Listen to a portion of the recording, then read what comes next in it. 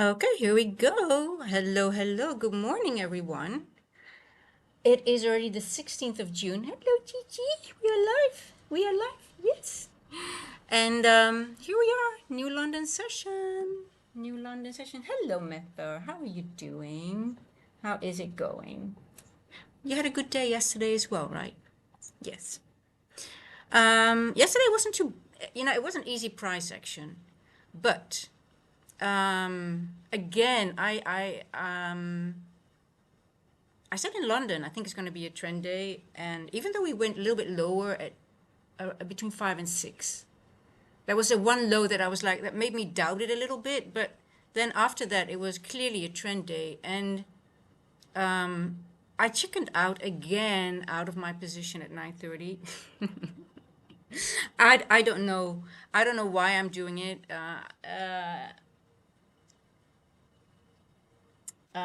Hey, Sebastian. Everyone prepare for power outages. I had 3 this week, but I just want to jump in. I am just really surprised in the US that happens, but I think it's a good warning for everyone. Yeah, I think you always have to prepare yourself. Like at least have your router, your internet connection, put it on a battery, because even though I have the same, if the power goes out, my I don't have any electricity on my laptop, but at least my Wi-Fi will keep running, and I'm connected directly to the router. But I think that's a good. If you trade, make sure you have a UPS connected to your router. Always doesn't matter where you are. Even though you have in a first world country, you never know what happens. It can happen anytime. But as a trader, you don't want to be suddenly without any power and no Wi-Fi or whatever. If the tower goes down, the tower go. You can't help it. But most of the times it's just locally, and then you still have some. You have time to sort it. But yeah, I definitely no, Gigi, no. I can definitely recommend everyone to really think about those things, even though it doesn't. No, Gigi, no, no. I said no, not now. Listen, come on, Gigi, not now. Come on. I know. I love you. She already ruined my setup 3 times this morning. Yeah, Sebastian, sleep well, and thank you for the tip because it's important. Yeah, everybody should just always be prepared for at least the internet. As a trader, you don't want to be without.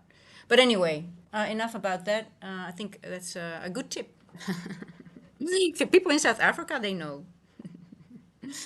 It hasn't been this bad. I mean, I don't know where you guys reside, but where I'm at right now, it is not as bad as I used to have it.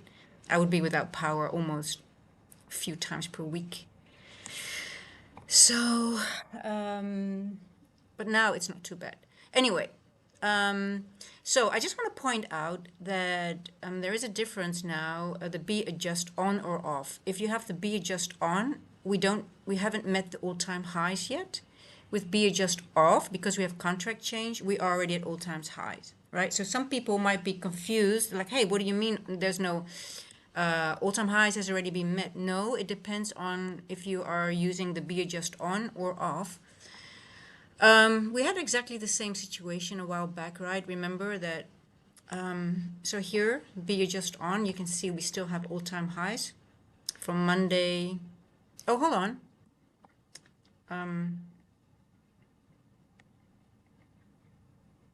Oh, we took all-time highs. I'm sorry, guys. That was yesterday. My bad, my bad. So yesterday, now we took all-time highs anyway, right? Or am I, oh, hold on. I need to, I think I'm confused. Yeah, so no, I'm not confused. Here we go. Here you can see the difference. I knew something was off. Hey, yeah, Sebastian, crush you tonight. Take care. I'll be in the trade tomorrow night. Yeah, you sleep well. I think most likely the best trades will come if they come tomorrow, I think. Tomorrow or maybe later today, but we'll see. So as you can see, B adjust is on. I'm just on the 4 hour to show you guys, and we have not taken out the 3rd of June high. And if I switch off the B adjust, right, you can see we took out the high. So just be aware. I'm going to use the B adjust on because I prefer to have as much data to the left if possible. So, but it's not like I'm always on B adjust. It just depends, especially around these times when you have all-time highs being taken. You want the one that hasn't taken the high because you want the data. It just helps you. But be aware that there's a difference. So, okay, I'm going back to the lower time frame.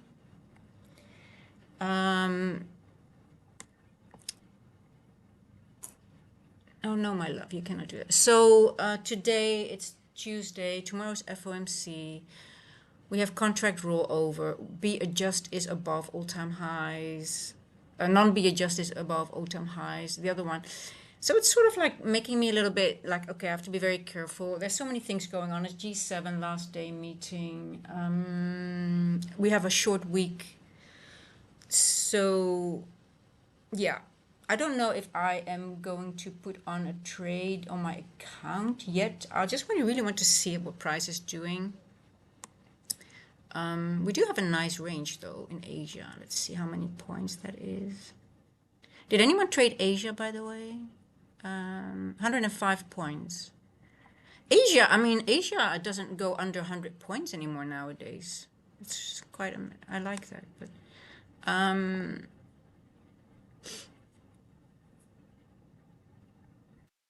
so we had a trend day yesterday. Now the question is, are we going to have another one? Maybe? I don't know. I don't think so, though. Are we going to have a Tuesday high and then go lower? A Tuesday London high? Will that be the high of the week? Or the high of...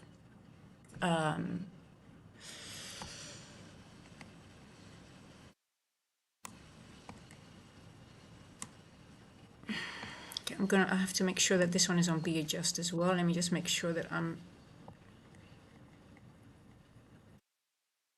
Yeah, okay, this one is... I want to see the 4 hour. Look at that beautiful green candles. Isn't it beautiful, guys? Ain't she beautiful? No,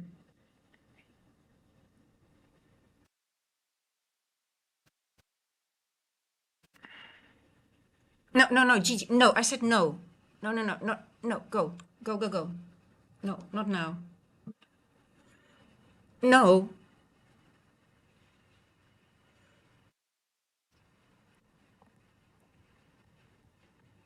Okay, good girl. I love you. Good girl. Okay, you see, we took out the high at 10, the 10 o'clock 4 hour candle, took out the high, and since we've just been bouncing between the two. And no, I said no. You're not listening. No. Are you gonna give me a new blooper video today? Okay, come. No. Hey! No.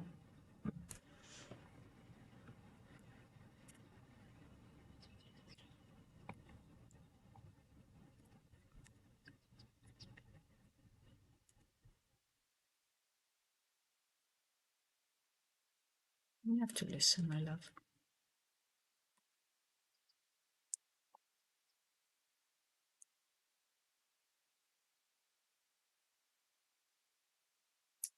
Okay.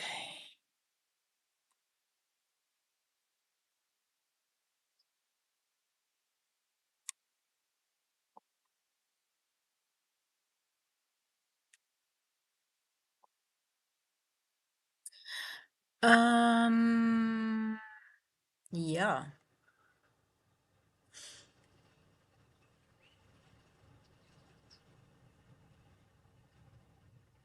Do we want more to the upside?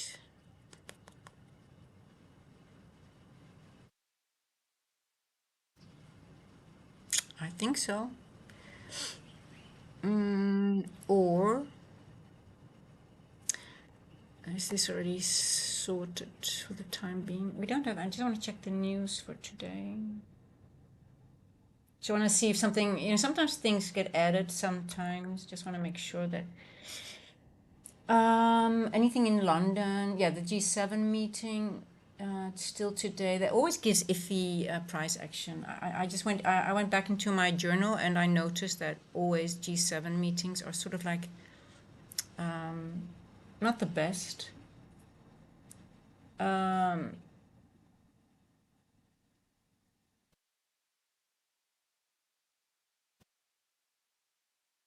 European, nothing, nothing. Okay, nothing. Okay, we have nothing. It's a nothing burger today. That doesn't mean it can give nice setups. Does not mean that. But we don't have a news driver. We don't have a news driver.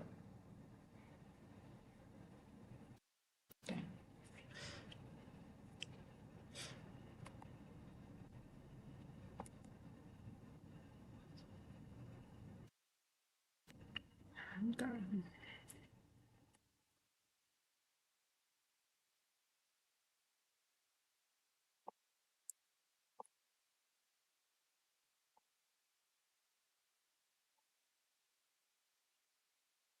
Let's have a look at ES.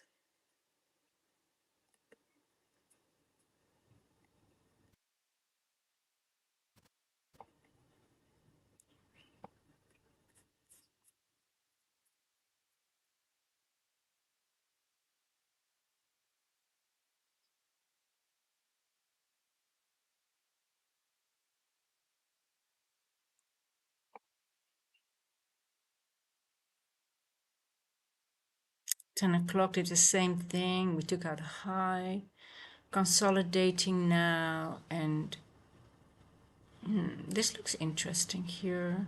I wonder if it wants to, ES wants to dig a little bit deeper into this fair value gap on the 4 hour. We took external liquidity, internal liquidity.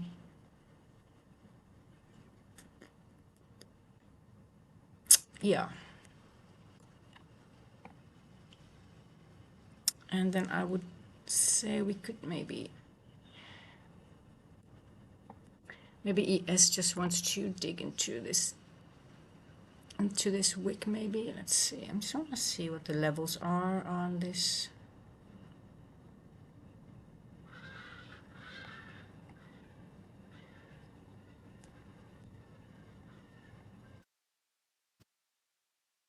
Okay.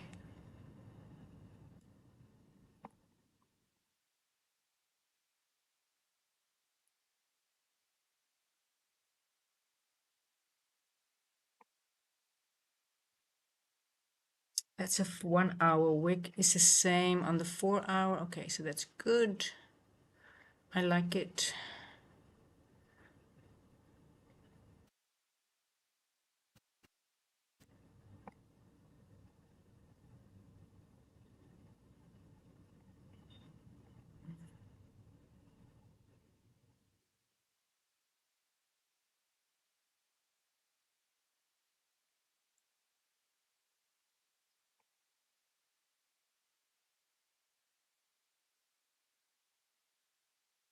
Seven, 3, 8.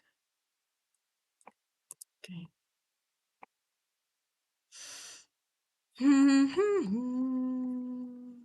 So Asia high and Asia low just being wicked around. It's just not, hasn't taken any highs or low.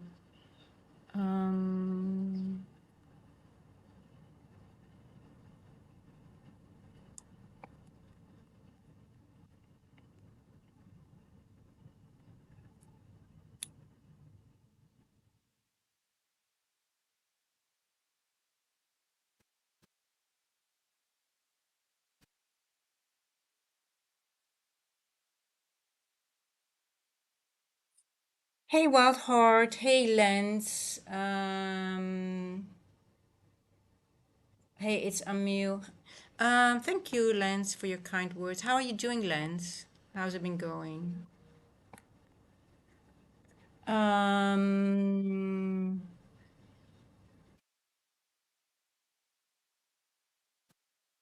so I actually, yeah, I actually requested a payout today, this morning, when I woke up. And we are in week 3 of the month. So yeah, literally, so I'm never, you can see me push a little bit harder in week 3 and 4. I generally push a little bit harder on my accounts than on week 1. I'm very conservative. I don't really trade a lot on my accounts. Week 2 depends on what I'm seeing, and but week 3 and 4 I really push harder, and especially on FOMC I would definitely be a little bit more aggressive. But yeah, so we'll see. I think more people actually are profitable that go on YouTube, to be honest. I don't think 1%. It just seems to me a little bit low, but hey, you never know. But the only thing I can say, if you put time into it and you're really hungry for knowledge, I think anybody could become profitable. It's just a matter of time, putting the time in and putting in the work. And just, I don't know. But yeah, so Lens, I'm actually battling with a little bit of fear at the moment. So it's like I almost can't believe my analysis. I don't trust it for some reason. It's very weird. I noticed it since last week. So I'm afraid to leave runners on really good entries. I don't know. And then I have to re-enter again. I'm like, why did I not leave the runner? It happened now 3 times already in a row. So that's what I'm battling right now. Not FOMO, but fear. Yeah, it's almost like disbelief a little bit, if that makes sense. I'm like, I literally say some things, but I think I'm like, is it really that obvious? Or I think it's, I don't know. I'm trying to figure it out. Because yesterday, pre-market prep method, I don't know, you saw it as well. I got out at 9:30 and I was like, yeah, but I think it's going to be a trend day. So why that, if it's a trend day, we hardly go below that level. The level was in, the low. Why did I get out at 9:30 with my last position? If it's a trend day, it wasn't going to go lower. And I still got out. It's fear. It's all about fear. Just, I don't know. It's just really fear. But it's not a big problem. It's not an issue because you can re-enter. But it's just, if you want to be better, you want to stay. And that's what I say every time. I want to position myself in London and stay in a trade one time. But I don't know. So, but it'll work out at the end of the year. Before the end of the year, I will have it sorted. I will have a couple of trades, or at least one. One is fine. I position myself before the open and I'll leave it on. That's my goal.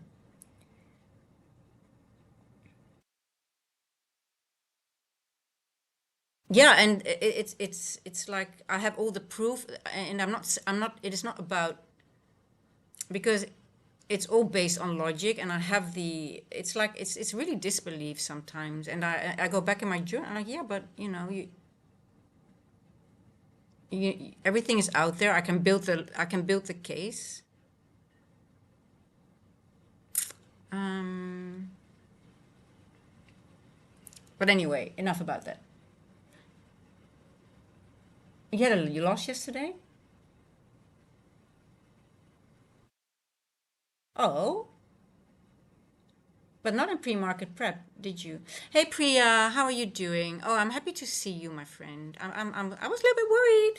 I'm happy to see you. I'm like, okay, good. I hope you're feeling better, Priya. Yeah. Yeah, so Priya, today we have FOMC tomorrow, and it is a no news day, G7 top. So we're going to be very conservative today. But Priya, we have a lot. There's so much to go over when you are back on track. Oh, come on, Dolly. Come on. So don't worry. Yeah, just let me know when you're ready to get back on track. And if you want sometimes just me to send you some things, I can do that. No worries. But I just don't know. Just keep me posted. Yeah. So if you know it's going to be a trend day, you know there's not going to be much pullback. So you have to be prepared for that. I still had a very, very good day yesterday. By if you once you know how trend day works, you don't need that pullback anymore. But you need to be preferably position yourself early as possible. But even though not, there's still options. The 10-15 macro gave a good. We can go over it. Let's go over it. Let me show some trades. But I had to reposition myself because I got out, which was unfortunate. And it takes time again to build your new trade, especially on trend days, because it doesn't give you those normal pullbacks. So if you see a trend, and London sort of made it already. I did say a couple of times I think it's going to be a trend day. It's you can see how it's building up and what it's doing, and it sort of like already gives away, shows its hands a little bit. But then again, there's always doubt, like, oh my God, is it really, is it really going to do that, or am I wrong? But so we had the open here, right? We spiked. We didn't go into the opening range gap. It went into a fair value gap, and boom, it went off. But here at 10:30. So 10:30, always around 10:30 or 10:50 macro. If it's hard, it always will give you most of the times it will give you an opportunity. We can go to the lower time frame. I repositioned myself again here, and then I shared the levels in pre-market prep. I said I'm gonna get everything out at 870-ish. Here we go. I got everything out here. I thought it might go to 950 as well, but I said first this is my last target. You see, when it's a trend day, it's just reaccumulating orders just to go back higher. So if you know it's a trend day and you know they're just accumulating orders for the move up, right? So you can position yourself here. So this is an area where it calms down and you can sort of like, okay, but you have to be sure that it's a trend day. Then you know, okay, let's see. But it also went into that fair value gap, right? So this is where you can add, if I would have, so I got in, where did I get in? I think I positioned myself, I put it in pre-market prep. I think I positioned myself here already. I have to look back. I've got it I sent the print screen. I think I positioned myself here, and then I got out at 9:30 because I was like, okay, it didn't hit I thought the target that I was looking for was hit at 9:30 open, and I had to wait until the open. And then I got out, but I should have left a runner here. So that was my first trade, somewhere here. 9:30. It was a massive it was a very good trade, but it could have been more if I did not get out with one runner all the way up to here, 332 points. But anyway, so yeah, so if you miss a trade in the open, just wait until between 10:30 and the 10:50 macro. Most of the times you can find a position. And you just zoom out a little bit. What did price do? Well, you could see on the higher time frame, it went to that fair value gap, right? And it didn't want to go lower anymore. Oh.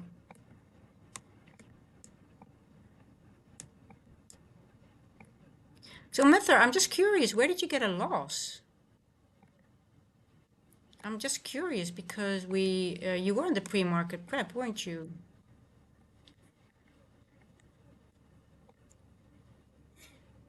Hey, Casey, how are you doing? Oh, it was during pre-market between 7 and 8:30. I gotcha. Yeah, at 7, it can always go for liquidity again to the lower. If it creates liquidity, you want to be careful because sometimes it goes back to 7 o'clock liquidity. How are you doing?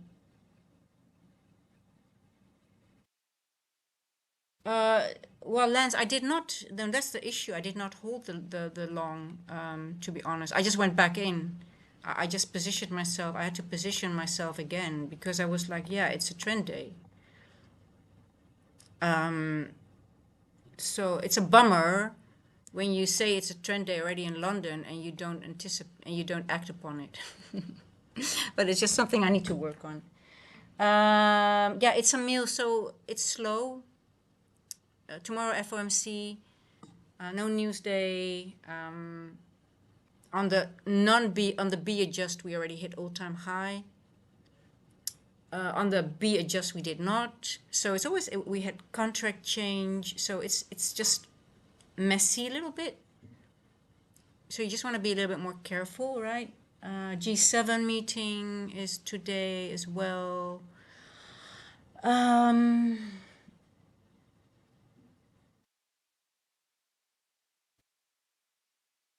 so Casey, no trades today so far.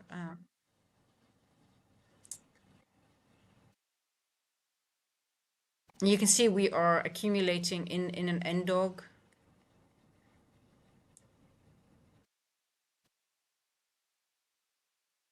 I think it wants to go higher though. What do you guys think? Let me do a poll.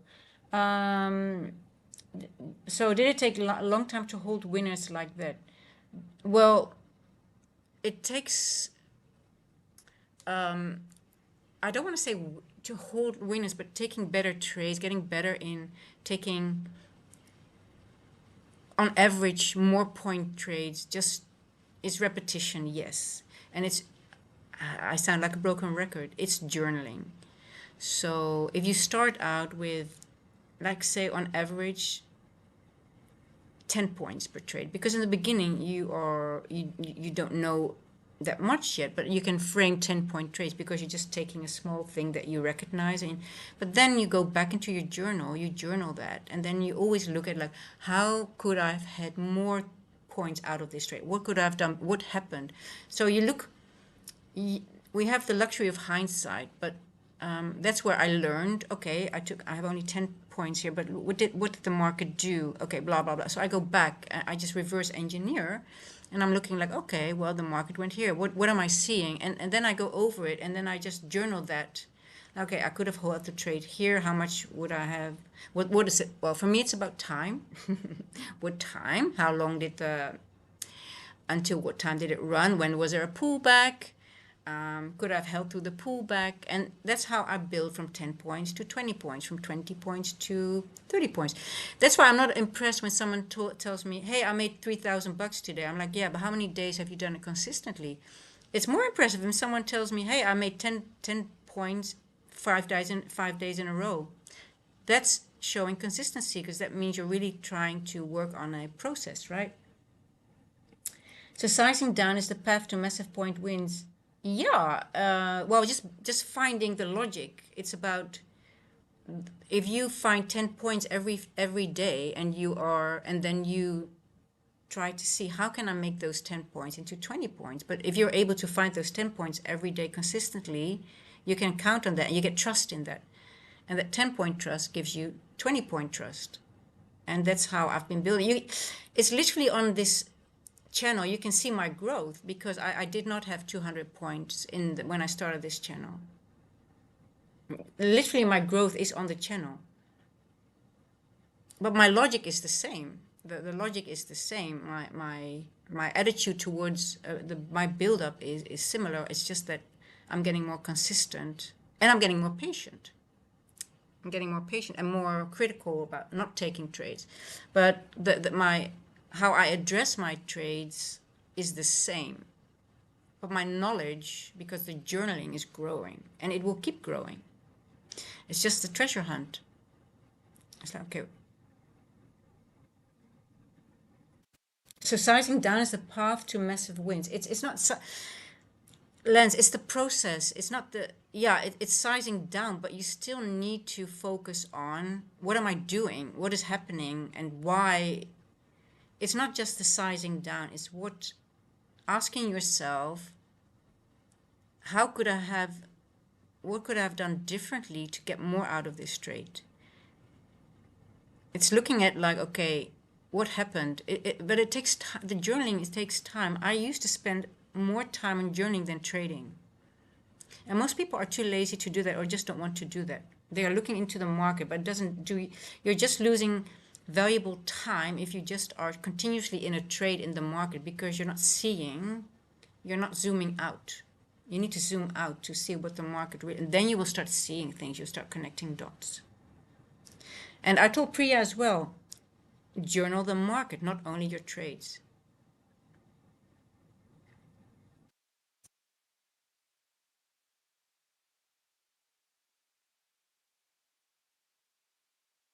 Casey, how have you been doing? Casey is very young, and Casey already figured a lot out. Casey, Casey, would you like to share how many hours per day you are journaling?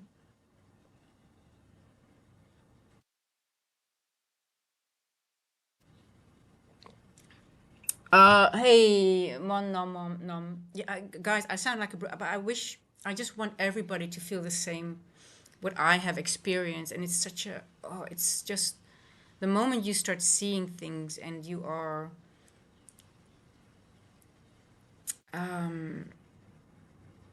getting to that point that you feel like, you know what, I'm framing trades and I really don't care about the outcome, because you know that because there is a chance that you are going to be wrong because it's part of your data. That's your 10, 20, 30% of your model that can not work out, that you're totally fine with it. It's so liberating. It's just good. And just you got to keep grinding. It never ends. It's not like, oh, I'm profitable, it ends. No, I've got a new issue now to work on. Staying in trades because I want the longer trades. I don't want to reposition myself. Every growth phase comes with a new challenge. It doesn't stop. And you need to be hungry for it. But anyway,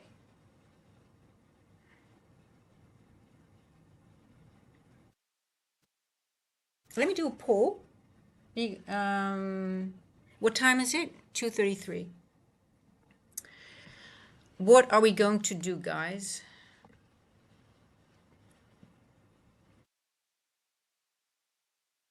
I gotta watch more of your long form video. Hey, but Lance, I haven't said anything different than I've said many, many times on this stream already.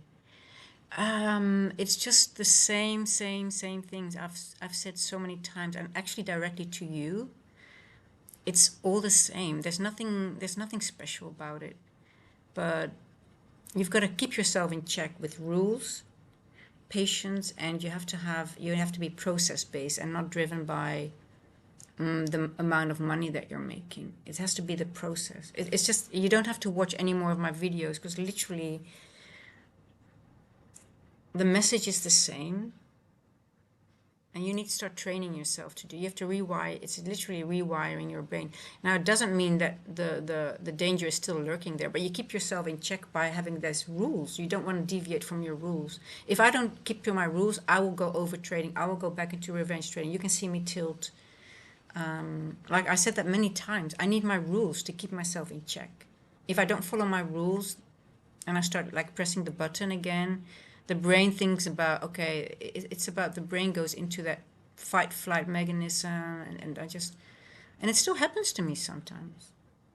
And I let it happen sometimes on purpose to get, but it only happens on an eval. Then I don't do it on my accounts anymore. Or it can happen on paper trading and I feel the same emotion because it's live and I have to journal it. So, but yeah. So there's nothing really different. It's nothing different. It's just you have to keep on. You have to like keep on keeping yourself on that rails. And sometimes you get off the rails, and you have to allow yourself that it happens. But try to do it on a paper trade, or try to do it on a. Yesterday we had a paper trade, and I said, okay, let's see myself being stopped out. That already killed my itch. We did it on stream. I said, okay, let's put it on, and I know I was going to be stopped out. It helps. And when we have to wait all that time, like, oh, guys, I'm really seeing. Okay, it's not. I'm not interested in this price action to put in any trade, so I can talk.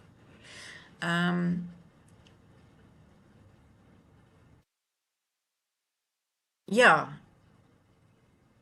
and sometimes rules are a double-edged sword. You will see a run, but it did not give you your. It it didn't meet your criteria. Well, what do? So you journal it, and next time you're like, okay, did I really miss it because of my criteria, or could I take it? Maybe did I miss something valuable that I could still take it? So, and I'm happy to do. I really don't mind. I really don't mind missing moves sometimes. Sometimes I might if it's like, ugh, I really missed. There was one time, remember, a while back, we had a really, really beautiful breaker retest, and I missed it. And that is sort of upsetting to me then. I'm like, yeah, you shouldn't have missed that. But sometimes, you talk and you're just a little bit distracted. So,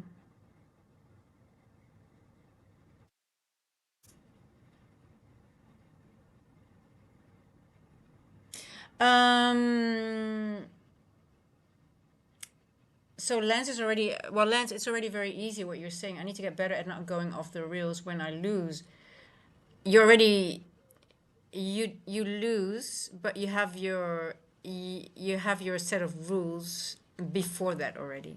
Now you can always lose, but maybe you lost that trade because you already need more rules to even have not to enter that trade because it might not have met your criteria if you have proper criteria. I think for you it is you call yourself a scalper, but I think being a scalper is a little bit too dangerous for you with where you're at in your journey. I'm just being honest because it gives you the excuse to overtrade, but maybe you don't want to be a scalper. Maybe you want to be someone who has take a couple of trades per session, maybe let's say 2 or 3 max, and then have take home money. But I think you need to deviate from the scalper if you have a little bit of discipline issues, and then have a set of rules. What are my rules? What are my if then statements? What is my model, and what are if then statements? If then I can enter. If then, and I got from 60% win rate to 70 or 80% win rate on a couple of models because I was looking at them a little bit more at the losing trades. Okay, they didn't work out, and then I was like, and I added those if then statements. If that happens, I'm not going to enter anymore because that's high probability of losing. Sometimes not, but more probability. So that's how I grew from 60% win rate to 70, and some even to 80%. I take up more reasons not to enter. But it's not easy. It's not easy. But it will show in your P&L. How do you journal your trades? I don't use Excel sheets anymore. No, I did that, but I don't go back into that data. I know already my sweet spot is max 30 points, between 30 and 40 points max. If I go over 40 points, I feel uncomfortable, but I have to now because I notice that my larger trades sometimes ask for it. So I also have to work on that. But I just journal through TradingView. I just put on, I use this tool a lot, and I go, okay, I was entered here, and then I write things down. But I just use TradingView. But you can use TradeZella, and someone in my Discord, Chris, I don't know if you're here, he added some things in the resources, how to use Notion. He put some tips in there about journaling, which is I think very helpful. So check that out, guys. No, it's free, and yeah. So Mon Nomom is very personal, but your journal is yours, and you write down whatever you want to write down, and it shouldn't be for anyone else to read than yourself because it's the best book you will write. But yeah, like I said, I journal my trades, but I also journal just overall market. So I go to, let's say, I can go on the higher time frame, for example, and I look at the 4 hour. So I have a lot of slides. And for example, I can journal, okay, we had a gap up, then, just journal on the higher time frame. What did we do? We took out the high, the 4 hour. It's just whatever you feel like you want to. But that's trades, but also higher time frame per day. That's how I also look at the weekly profiles, what happened over the week. So yeah, I've got like 4 or 5 slides per day. I don't do it as much anymore, in all honesty. I still journal a lot. A lot of my journals now I actually use in my mentorship. I just but I don't do it as extensively as I used to. But I still look at the most important things to keep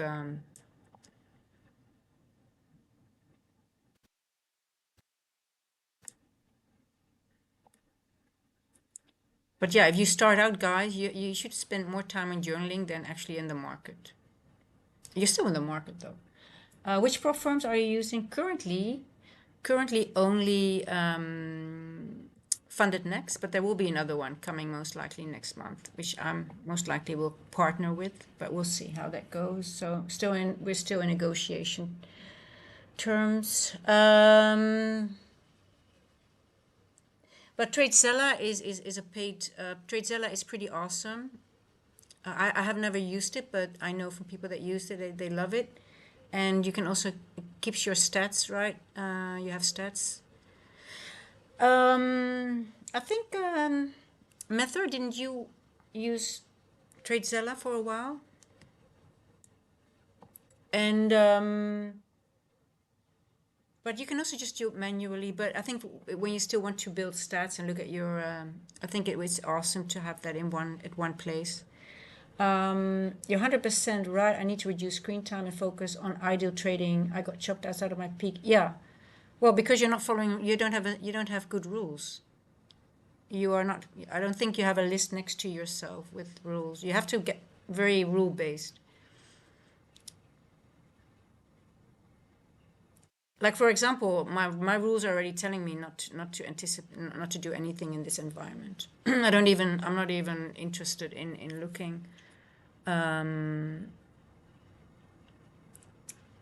you can see clearly in it's actually really beautiful, to be honest. Look how ES is literally bouncing between Asia high and low. Well, that's pretty awesome.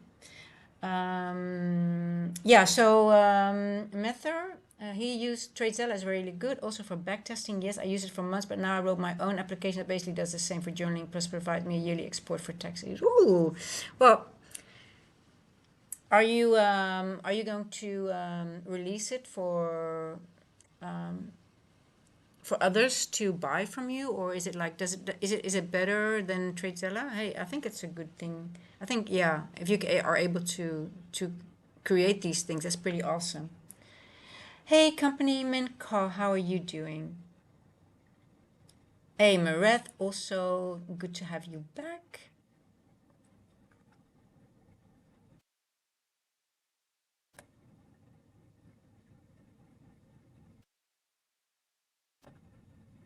Okay, let me do a poll. What are we going to do after London opens?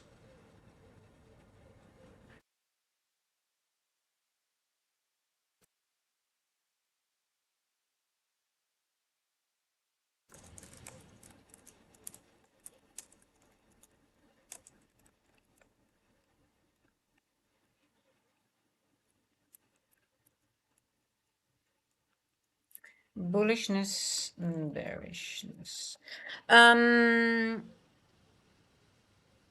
or more accumulation,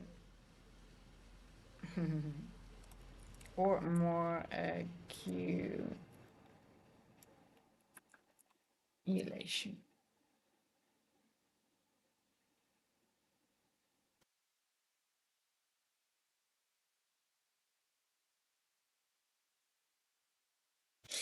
I wish I had a profitable. Yes, I mean, yesterday was at a good amount of points again.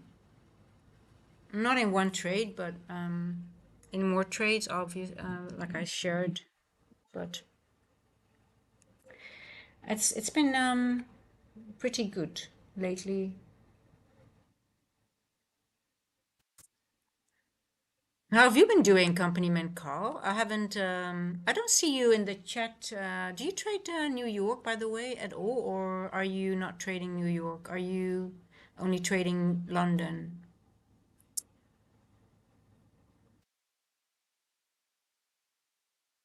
I haven't seen Mr. Chaos yet. Oh, it's so funny. Every time when I see you, I have to think about Mr. Chaos.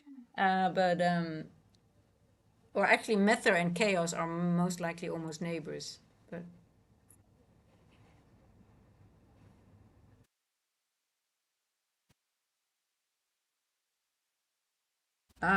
okay, bullishness, 43%. Oh, okay, 43% accumulation and 43% bullishness.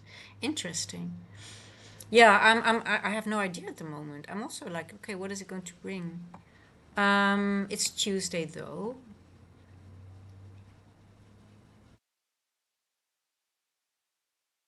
We took out these highs here. We took out this. We have equal lows here. I would like to see it go a little bit lower and then maybe attack higher again. So I'm favoring, I'm not sure, but I'm favoring lower, maybe here, and then take out just a sweep and then go back up again. That's what I would like to see. ES look more on the 4 hour, I would say external liquidity, internal liquidity, so I can see it go here. So that means that will also validate my trade on NQ to the downside. So with accumulation, sometimes you just want to let it go to one side and you attack the other side, right? I think that we're having that kind of consolidation at the moment. But we have a lot of things to the downside as well. We have a lot of things to the downside. We have an opening range gap we totally did not get into yesterday. We left that. We've got NWOG we opened. But I wonder if the news driver wants to go there on tomorrow. You're beautiful. Oh, beautiful. But maybe FOMC. We'll see. I'll do an extra pre-market prep for FOMC as well, guys. We'll definitely do a pre-market. We'll do a FOMC version. Hey, Mr. Chaos, there you are. How are you? How are you doing? Hey. Um.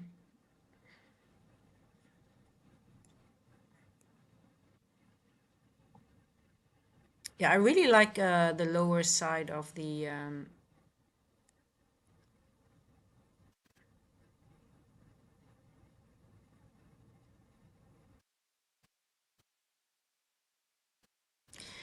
S- uh, See, we're just building liquidity, liquidity, liquidity, liquidity. We did take out the liquidity that we formed 150 macro here. So it doesn't need to go there now, I think. So I think it wants to go lower. I think I would like to put a paper trade on. Let me see, what time is it? How many points is this? I favor the downside, but just I don't think it's bearish yet. I don't think we're bearish. It's just going here to go back up. Or not, am I wrong?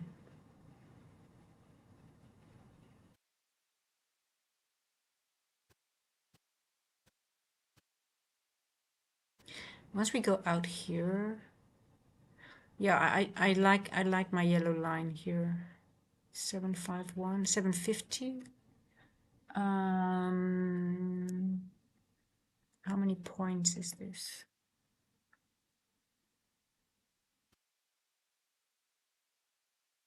63 points.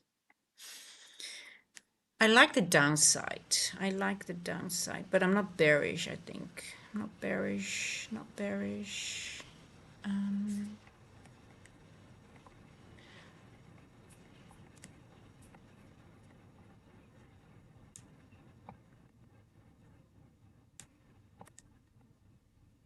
Mhm.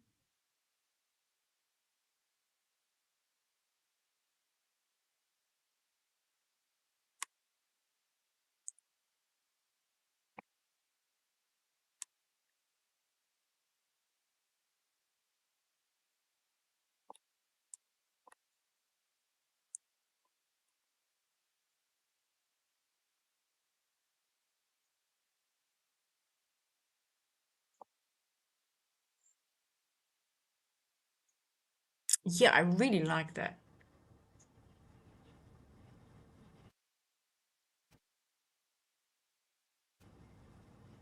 Mm,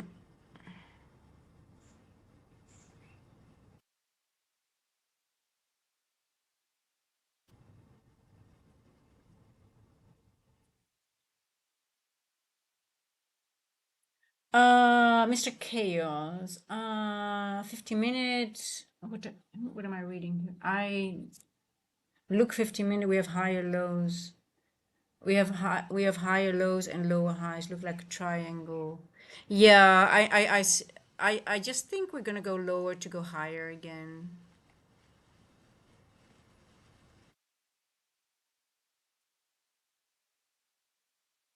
I think they're going to attack both sides of the accumulation today, but we'll see.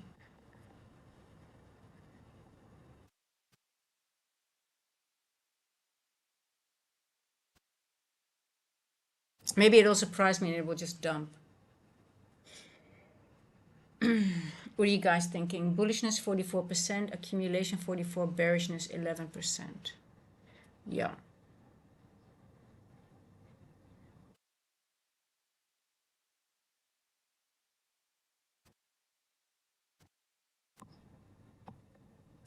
I just think we'll stall here and maybe go back a little bit. Um,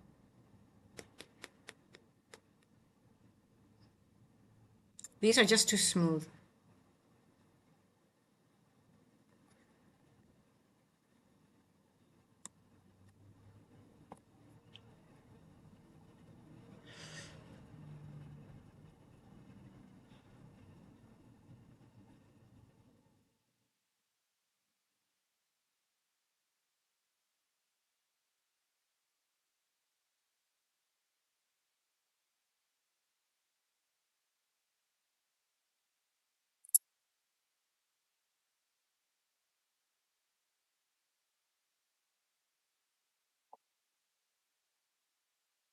I actually should have asked if you guys think we're going to get a Tuesday low or high. Now, it could be a Wednesday low or high as well, but obviously today will be then either the first day.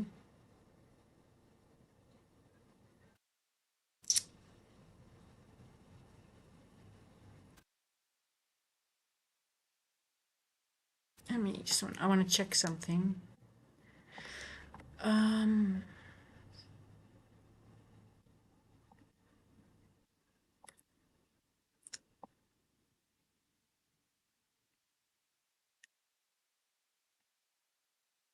IPTA.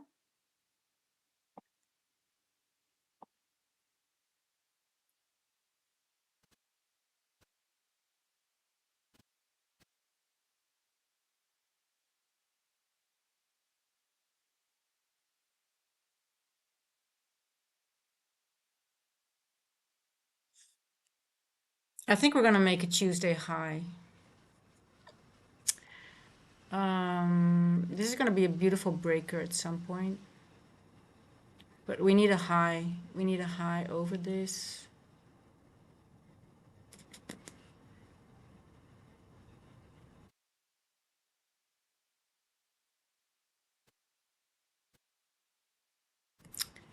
We are an IPTA 40. It's a premium discount here. We already done it. We don't need to go lower. 60.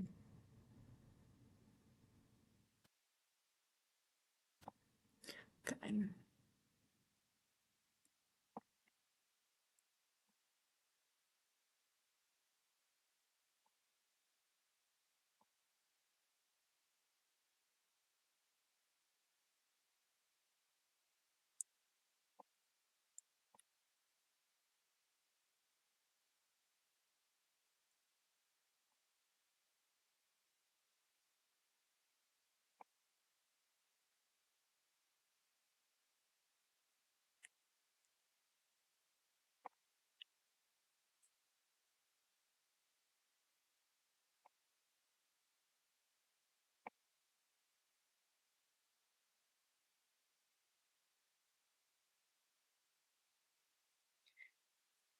Pum pum pum pum.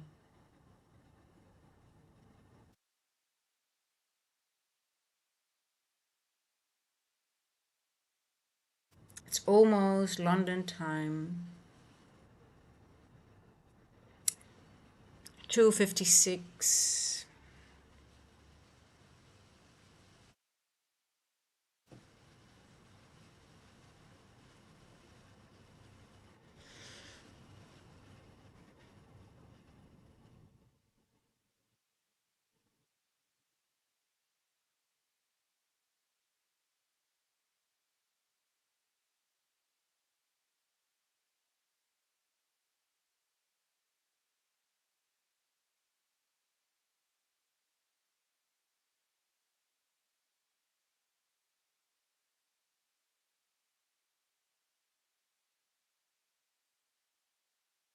Nice. I'm not trying to trade into a New York Open. I need to cut back on Evos.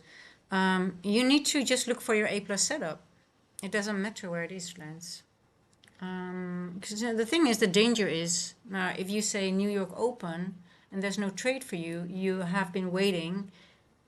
You should make it about an A plus setup, not about a session or about the money, but just about your what you're looking for. What is the trade that resonates to you? What's the trade that you want to take? And it might not present them itself either in London or in New York, right? So now you're already conditioning yourself. If you're not trading, you're like, yeah, I didn't trade London. Now I'm here in New York, and I'm just going to trade because I've been waiting for New York. So you're already conditioning your brain to trade in New York, right? And you're expecting it to. You're giving yourself. So it's still not the. You should make it about what are you looking for? What is the trade setup? And if it presents itself in London, you can take it. But if it presents itself in, and you try, you give it a go in London, and if it doesn't work, you stop, and then you wait for New York. But if it doesn't present itself in New York, you just should not trade it at all, because your rules are telling you either to take it or not, right? It's not about the session. The sessions are giving you an opportunity for your rule-based setups to show themselves. Thank you, Lucky Mon.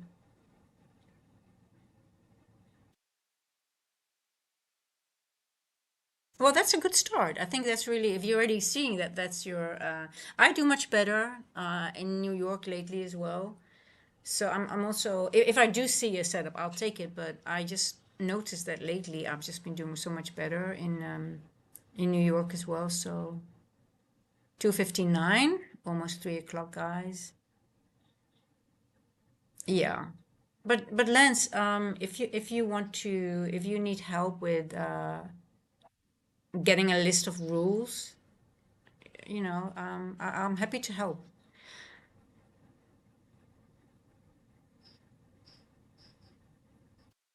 You might not like it. You might hate me for it at some point. Like, oh my God, I'm missing so many trades. Yeah, you might miss a few. It might go in your direction, but it also saves you a lot of money at some point because you will see, like, most of the times, the losses, it will keep you out of trouble.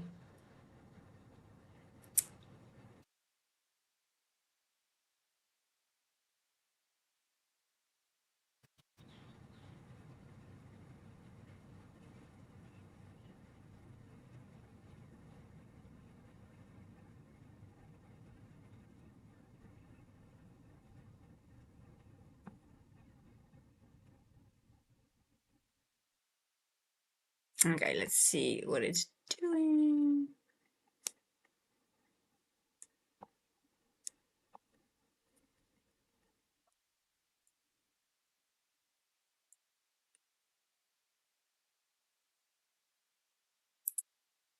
See how tricky.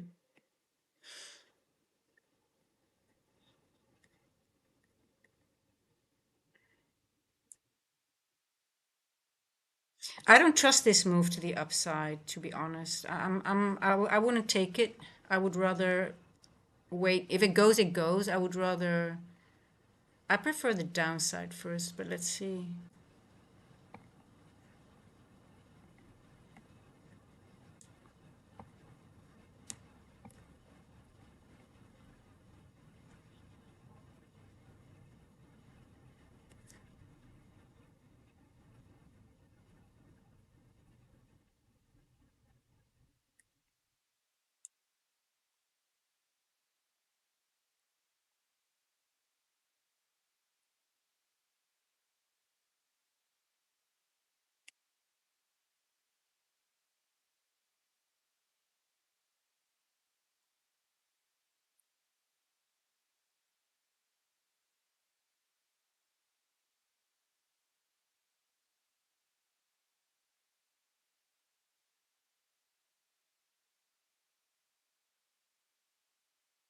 Okay. Let's see. Now, do I want to position myself for a short? Yeah, I like it. Let's see.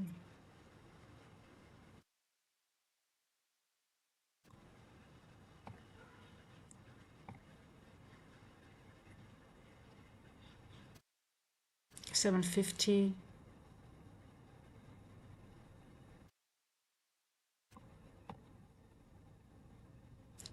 See, I think a lot of people are tricked in that move to the upside.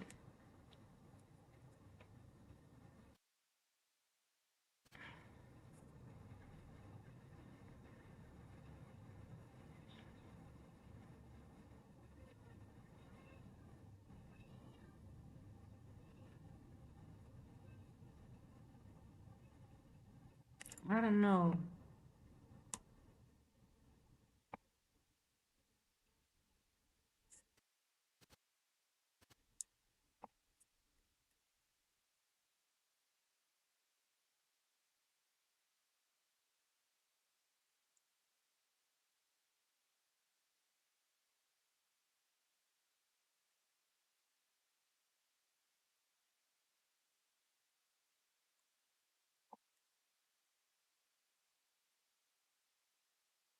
$7.50. I still like $7.50. Um,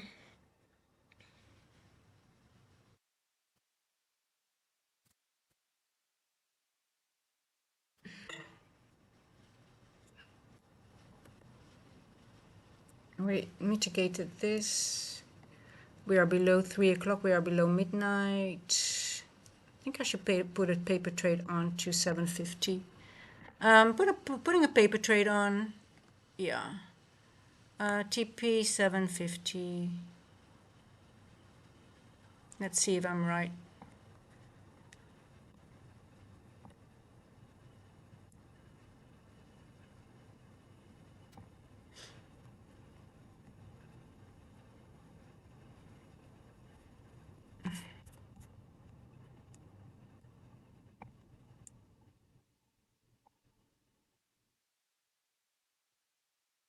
Because it left a little opening here, so I just want to be, I don't want to be stopped out.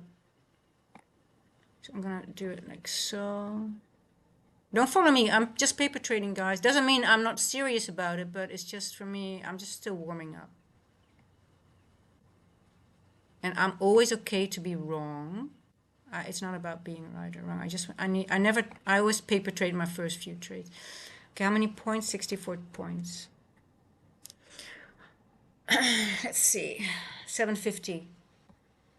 I like, yeah, I'm putting a little bit, I'm putting it on Asia low, not on A7, just because I just want to be sure if it goes lower, I want to be taken out. Only 17 and a half points if I'm wrong.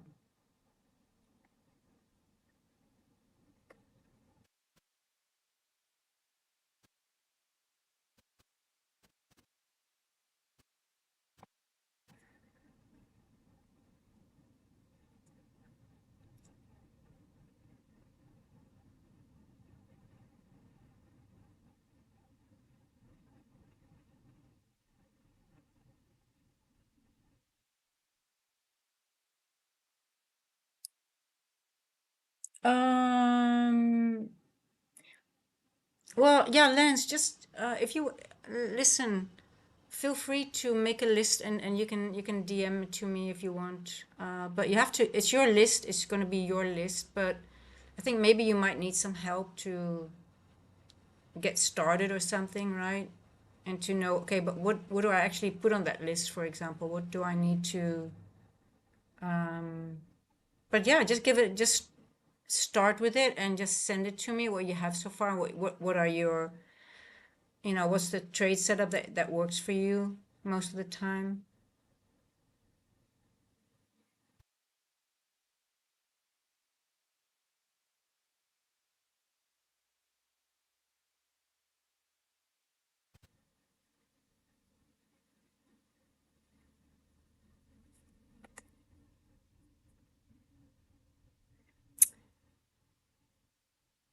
Okay, 30% bullishness and bearishness 23, more accumulation 41%. Yeah, well, I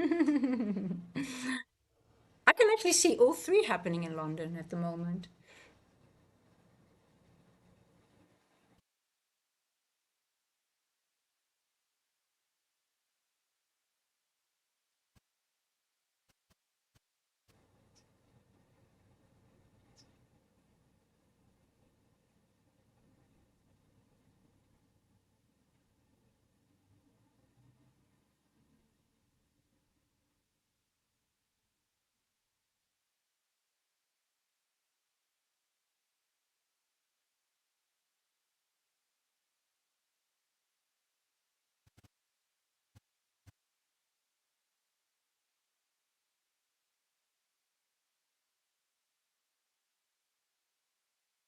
Ugh.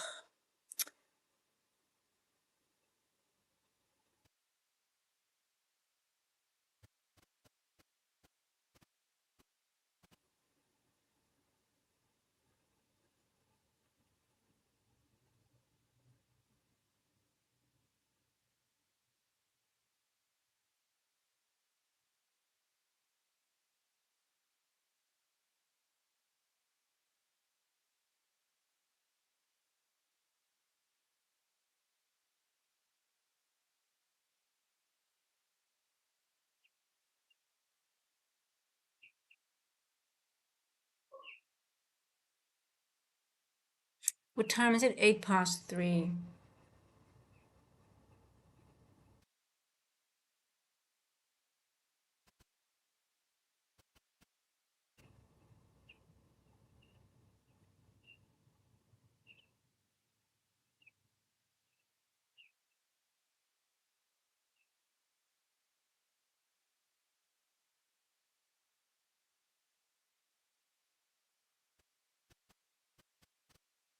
Okay, stopped up.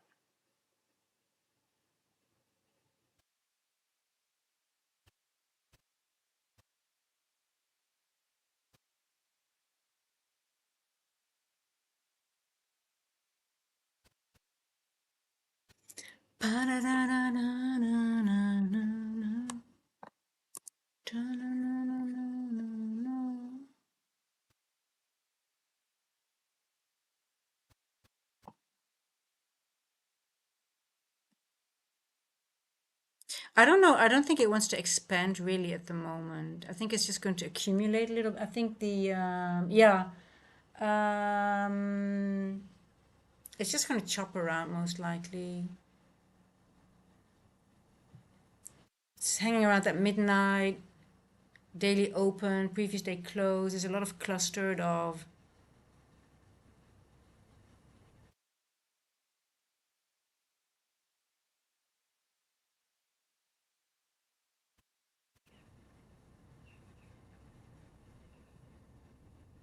I don't like London that much lately. I don't. I really don't. I'm not too crazy about London the last few months, to be honest.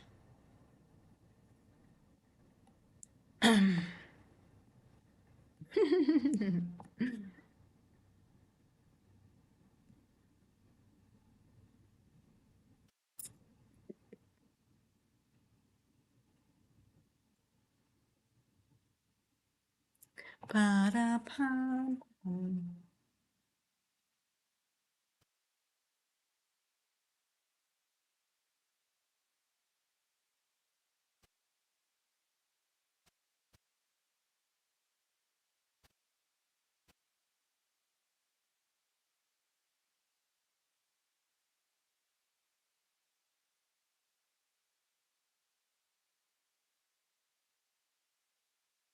Maybe I'll just wait for long from 7:50. Maybe that's a better thing to do.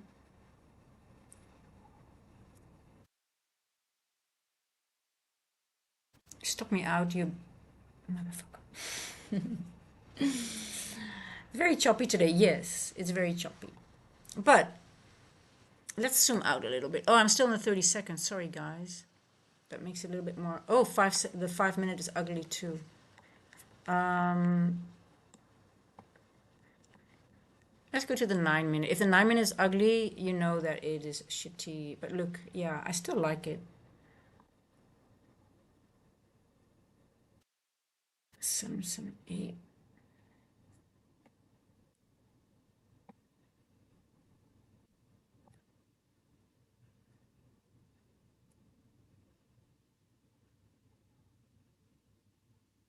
I still like I still like the trade to the downside to 750.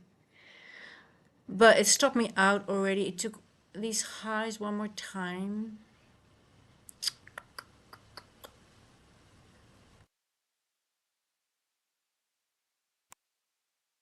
I think this will be in play a little bit later on, but I could be wrong.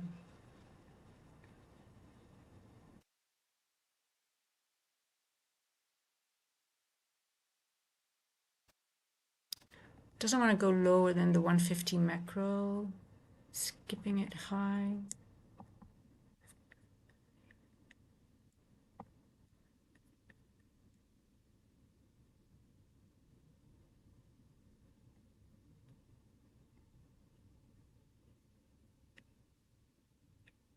Reclaimed bullish fair value gap, so it's reclaiming it continuously. What do we have before the 150 macro? Let's see, 134.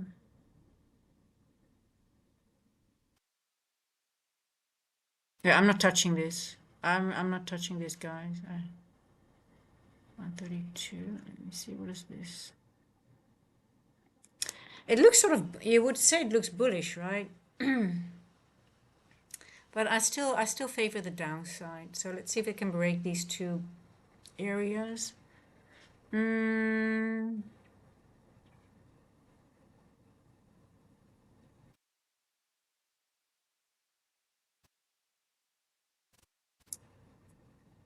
it looks bullish, but is this a fake out? Everybody thinks it's going to be bullish, but I think it wants to drive lower. It's 13. Will be low daily open again. Yeah, I think it's bear. I mean, I'm favoring the 750 still, but let's see.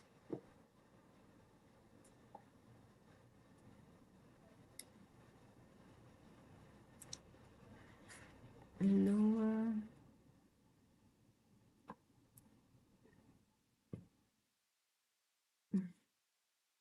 Good morning. Theo, yes, do you think it's because everyone's seen the Friday market is closed? Well, there are many things actually going on. We've got the G7 today. I mean, I went back into my journals and always G7 always gives a little bit weird price action. We've got contract changes, so that means you have like a lot of difference between the B adjusted and non-B adjust, so it's a little bit tricky, right? Always around the first week around contract change. I know a lot of good traders that don't even trade at all. They let it just settle down. We have FOMC, yes, and we have a short week. And someone says OPEC was at last OPEC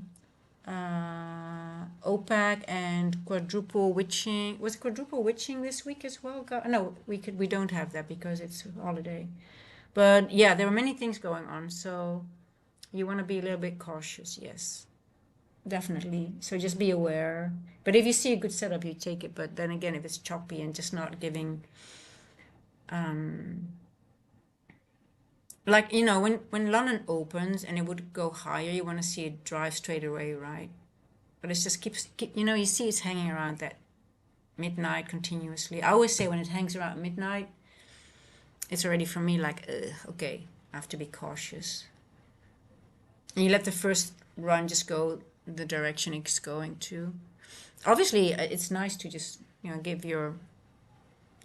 it a go sometimes, and it doesn't work. Well, I mean, it's a paper trade loss, but it's still a loss. I need to journal it.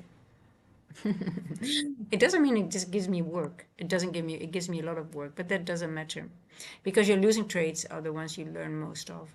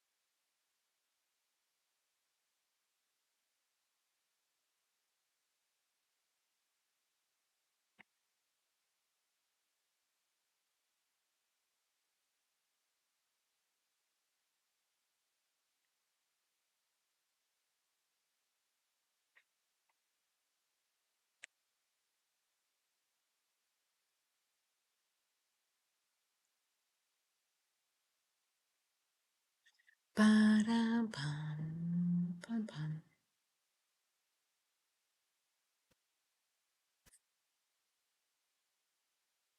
Okay, let's see.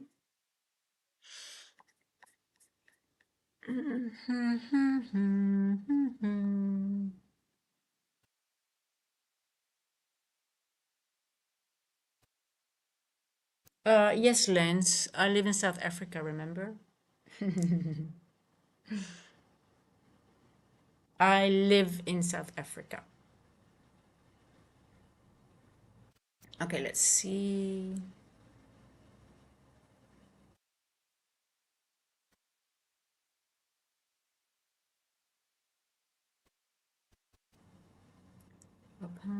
More consolidation even after London Open. Wow. I actually did not expect that guy. I thought I might make a little bit of a move, but just take short-term liquidity and put people out of their position. I think it took out the longs and the shorts that wanted to give it a go. Um, let's see if this one fails at some point. If this one starts failing, I think this one will fail too. If the inversion starts failing, I think this reclaimed one will start failing too. And then I would go for 750. See, what time is it? 19:20. Can I? Um. Should I start positioning myself? Yeah, paper.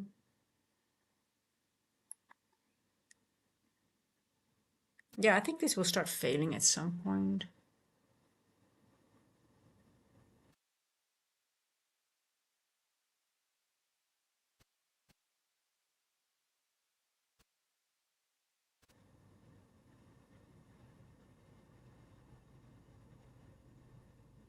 Damn, I'm not touching this bullshit.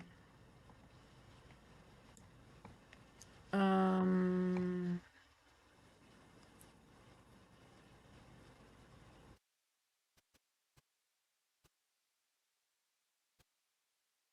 Version. If it keeps on hitting it, you cannot ignore it. And the reclaim forever. It needs to be invalidated in order to go lower.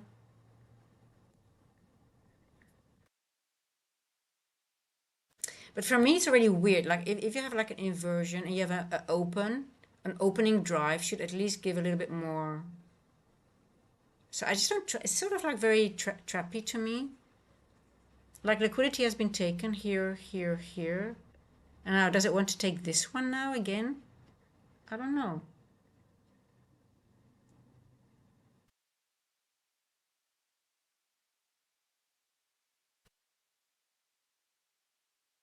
It keeps bouncing around midnight, previous day close. We are above 2 and 3 o'clock though. Um,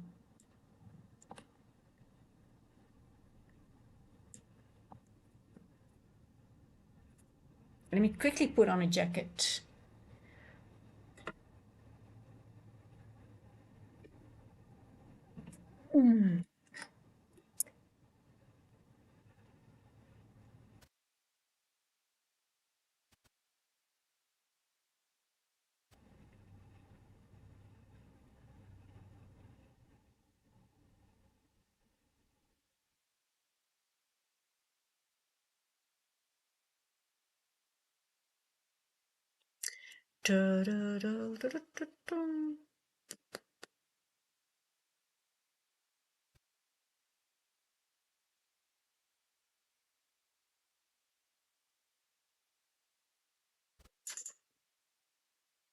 I think it's gonna. I think, like I said, I think this will start failing at some point.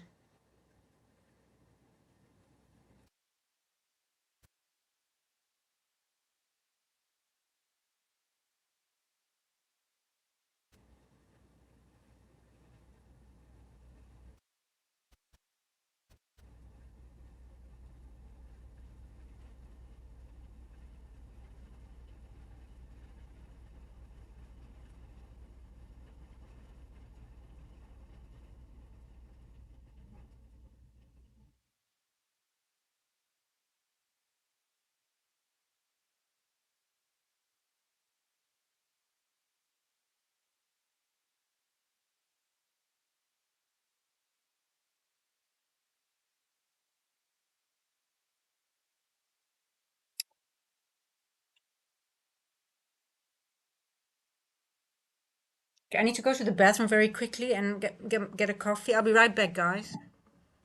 I'll be right back. Give me a sec.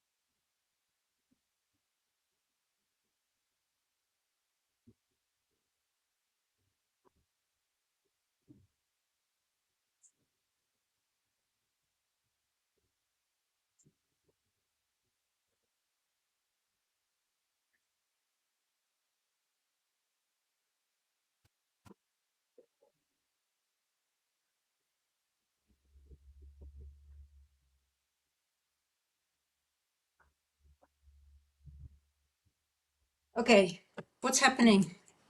Ooh, I've got some coffee. Okay, guys, so let me ask you one thing.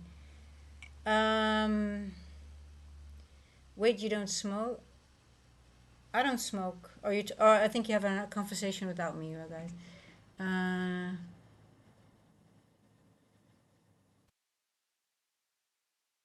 oh, don't talk about smoking here. I don't like that. I don't want to talk about weed on my channel. Um, so what do you think, guys? Is the if then statement that is the easiest to have on which actually I don't know. Don't want to say everyone should have it on their list, but what's the easiest if then statement to stay out of trouble?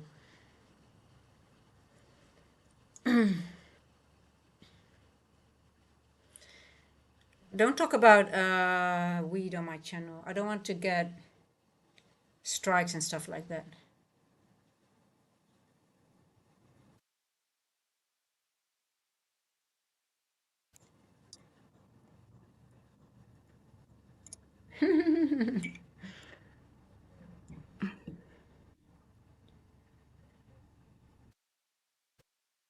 Okay, bullishness 39, bearishness 16, accumulation 45.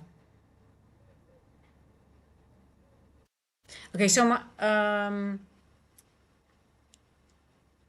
my first if then statement, the easiest one that I don't even need a setup for, is if I'm not sure, I'm not entering a trade on my eval or on my funded. That's the easiest. Yeah, don't, yeah, I mean, we talked about it before, but yeah. So technically, when you have liquidity already taken, you don't want to keep attacking it, right? Because it's low probability. You could still do it, but it's low probability because you have already higher highs here. Now, it could still spike up, but it's low probability. You do have the you do have this holding, right? You can see the inversion is holding, and this one is holding as well. But like, yeah, what is it targeting? What is it doing, right? Asia high taken out on ES. Yeah. Well, yeah, a sweep. So this is always Mr. Chaos when I see this. It's just a sweep. There's no body closure. It's sort of like it went through it here. Yeah, definitely. But it could be enough, right? It could be like done and then it goes lower. But let's see. I mean, I'm still favoring the downside though.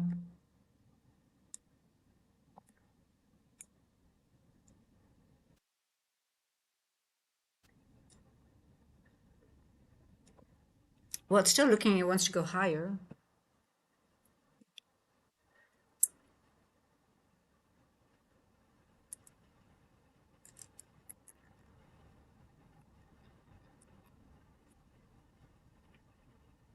Oh,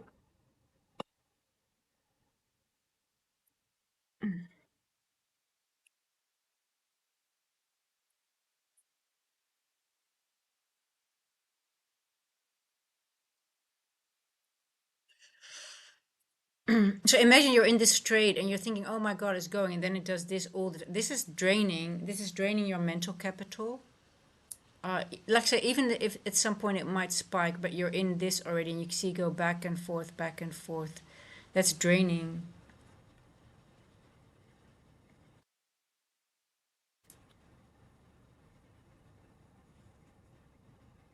Let's say you enter here and it's going to go all the way up here. It almost takes you out, and then it goes back up again. So this back and forth, even though it might go in a direction. Like if you entered here, you still. But would you like to be in this blah back and forth all the time? It's 3:30.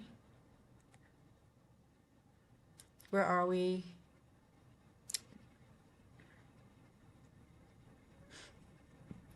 Okay, 3:30 is above here. So okay, well let's see.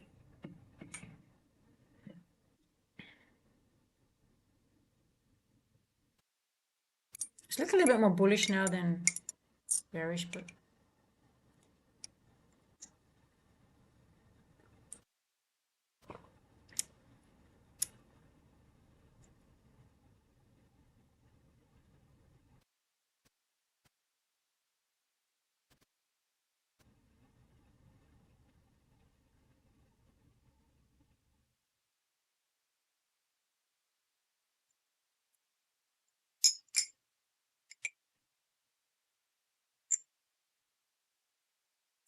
horrible, horrible.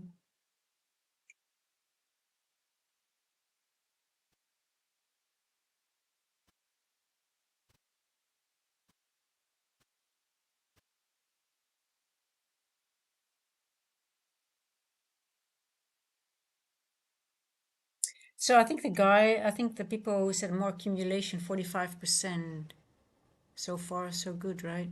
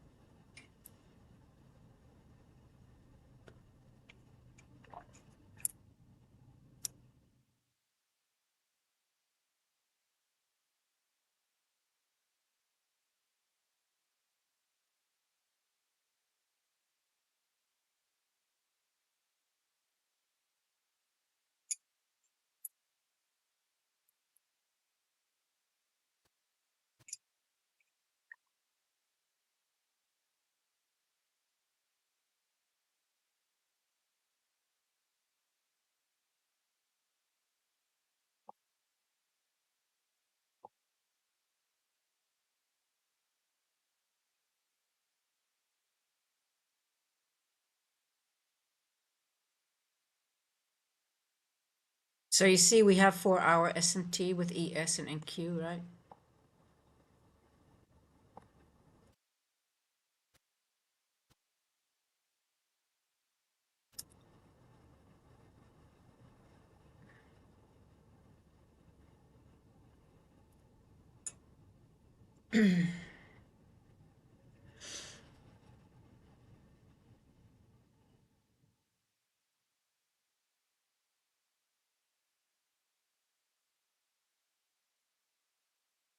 There we go. See, ES took out this high with that Asia high sweep, right? And Q did not.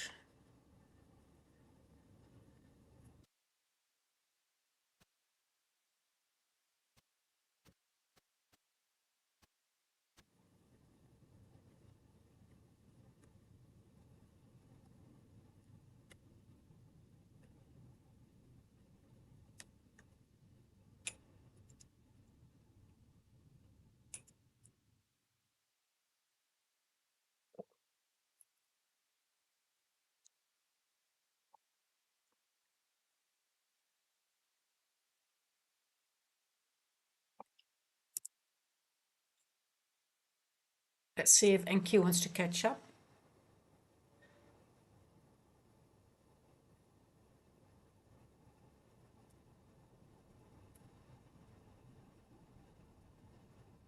So it's a 4-hour, so that means it has enough time to catch up, right? But let's see on the 1 hour what we can see. It still feels trappy to me.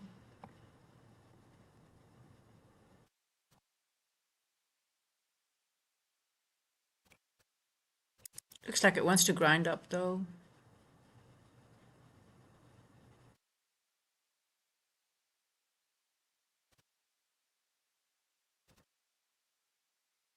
Pum,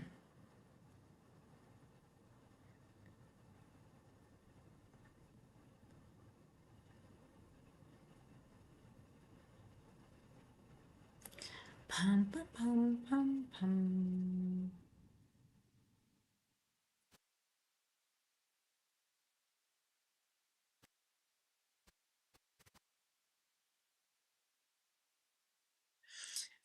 Oh, I don't hope it's going to be like this all day.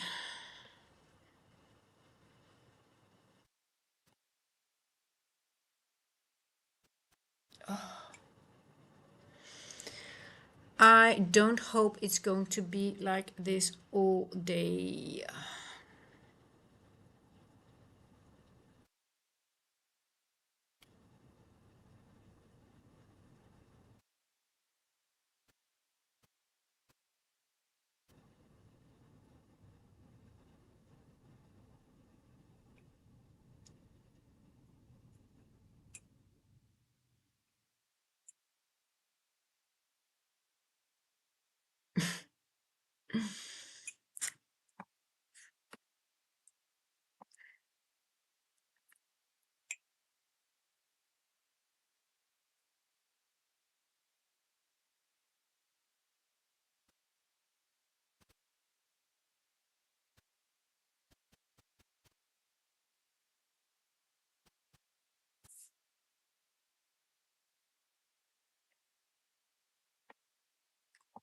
Did we did we take Asia high here? Oh, we actually did at 11 o'clock. We tapped into, okay, we created the high, but we did not sweep it. Okay, that's a little bit of a difference, right? Sometimes it just a little sweep like Asia, like here, ES did is different than this one here. This one just created the high.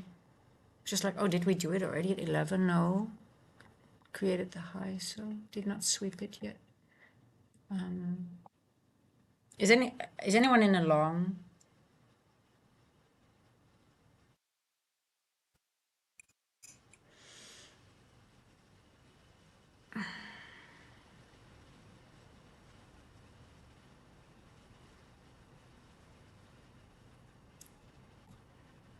Let's zoom out to the 5 minute.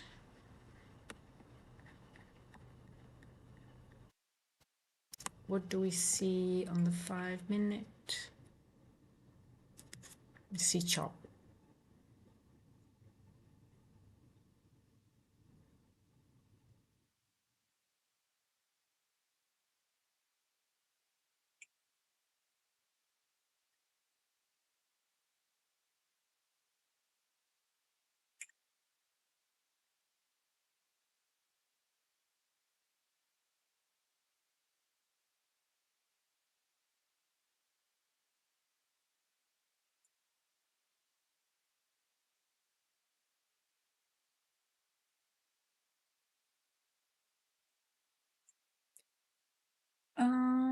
pom, pom, pom, pom.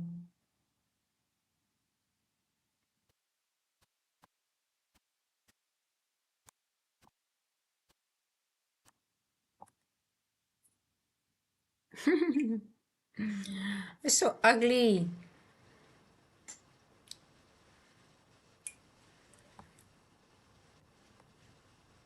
So let's say you did enter on the tab of the mid that the midpoint is holding, right? How many points are you literally? You're talking about 21 points just, and you have to sit through this. And it could wipe you out at any time because it could spike lower, like this again, take out these lows just with a wick. Yeah.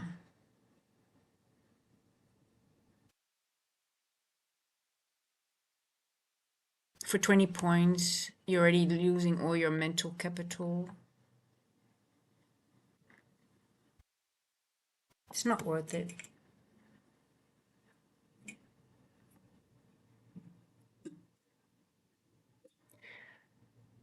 It is not worth it. Any reason for this consult? No, well, it's FOMC tomorrow, it's G7 today, it's a short week, it's contract change week. It's always a little bit more messy when first week, especially when you have such a big difference with B adjust and non-B adjust, right? So, but I think also FOMC, and we also had a large, I mean, Friday, really, we had such a large move, and I don't know. Also, with all the geopolitical news, maybe they're waiting until there is more news coming out. But I don't really think it just. I think it's just already, they already know where they want to bring it today. It's already, it's already clear. But they're just holding price down until time is right for it to move, right? So,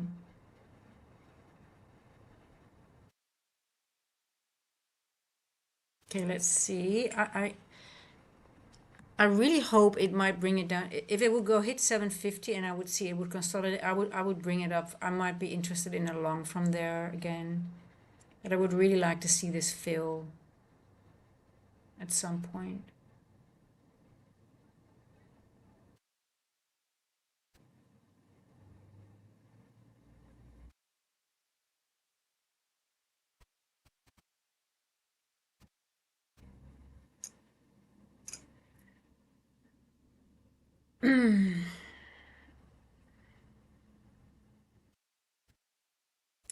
Okay, now we got a body closure below that midpoint of that inversion. Let's see if it holds or if it starts failing. What time is it now? 3:43. Okay.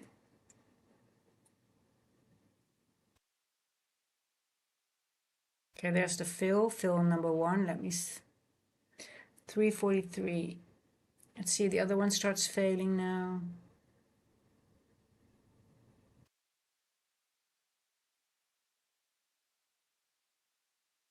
There we go. 750 coming. I'm not engaging because it's too spiky for me. But you see, people who get in here are being stopped out. Maybe it might make another run to the upside a little bit before it really makes the low, but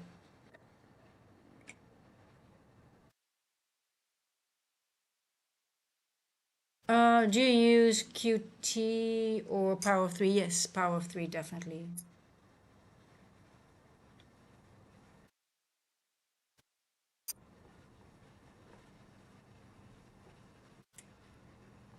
Okay.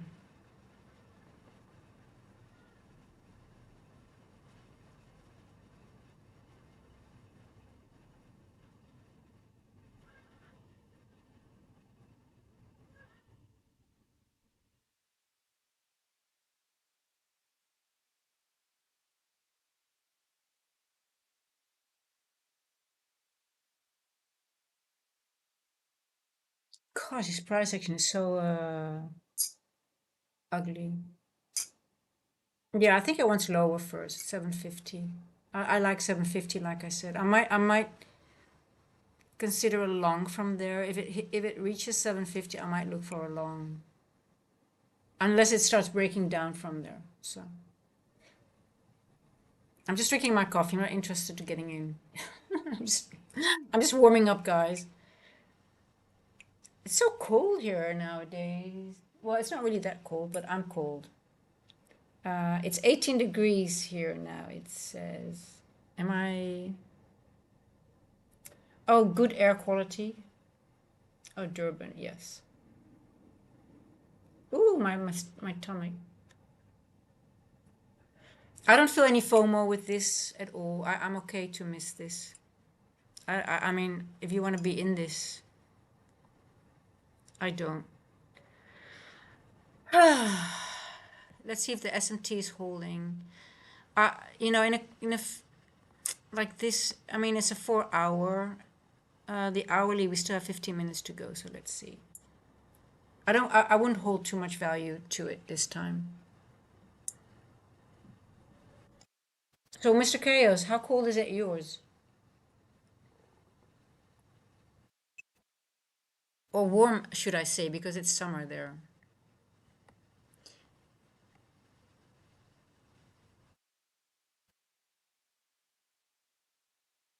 Okay, here we go. Okay, bring it on, baby. Spike it down. Spike it down, spike it down.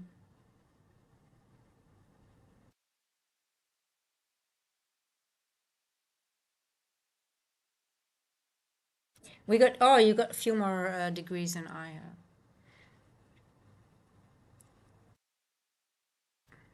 You know, it's so weird. I'm really surprised because when it was 21 degrees in the Netherlands, I was wearing summer clothes really. And I think the houses are really built differently because I think that makes a lot of difference. Most people in Europe they complain about when it's summer it's hot, right? But that's because the houses are built to keep the warmth inside because more time it's cold than. But here the houses are made to be cool. So if it's 20 degrees here, it's 15 degrees in the house because everything is built to keep it cool. So that's why I'm always cold when I'm in the house now.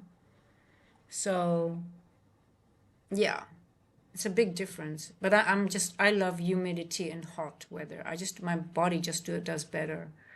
So I'm always cold now, even though outside is nice and comfortable. So I really need to go outside always and wear socks in the house. I hate it. 15 degrees is too cold for me.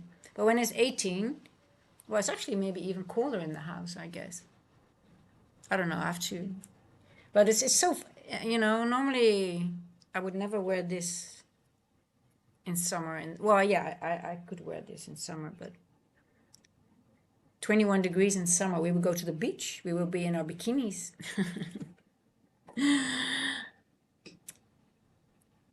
Well, we still also go to the beach here at 21. Actually, in wintertime, we actually sunbathe. That's the time we can go to the beach and really sunbathe. But if it's summertime, it's too hot. You cannot sunbathe in the summertime here. It's too hot. We go to the beach, though, early in the morning, and we do nice walks. But yeah, at some point, the sand gets too hot to walk barefoot over it. So. Okay, so I would like to enter, but I'm just a little bit, I'm afraid it might spike back. I still favor the downside, but I'm like, I don't want to be wicked out of my position. So this is one of my if-then statements. Yeah, 15 degrees in the house is too cold. Right, so it's cold, right? Yeah, but outside is 21 or 20. Because it's built to keep cool. But it's only 3 months here that it's winter time. And when there's sun in the daytime, it's nice because then it's not too. But I don't know. I can tell my cats they cuddle up with me, and I have like a heated blanket because I don't want to use I do have a heater, but it's very expensive, and I'm renting the house, so I don't have to pay electricity, so that's why I'm always like it's included. So I'm always very frugal using it. So otherwise, they get a large electricity. I do put it on a little bit when I wake up a little bit, and I can tell it's cold because normally I wake up at 4 a.m. But in winter time, I wake up at 5, 6 a.m. sometimes because it's so cold. I don't want to get out of the blanket. Yeah. Yeah, I'm just not made for cold. That's why I want to go back to the bush because it's always warm there, most of the time. Just a few nights. I just like warmer weather. I want to be somewhere where I never have to wear long sleeves, and where I can wear my flip flops every day. I just follow the sun. Follow the sun. Yeah, look at this price section. Oh my God, guys. Okay, so we are already all the way back down now. Let's see if it holds or is it going to break? What do you guys think? Is it going to break or is it going to spike back up? Is it holding this area here?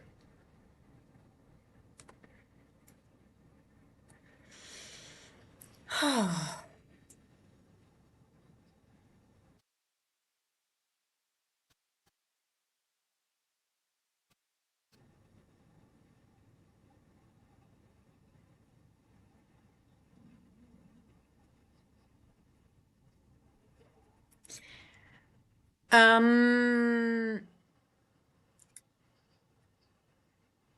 want to see something else. Do we have, where's the open fair value gap of London? I actually don't use fair value gaps as much anymore as I used to do. Okay, we're below it. So we're below the opening fair value gap, which is here. It's,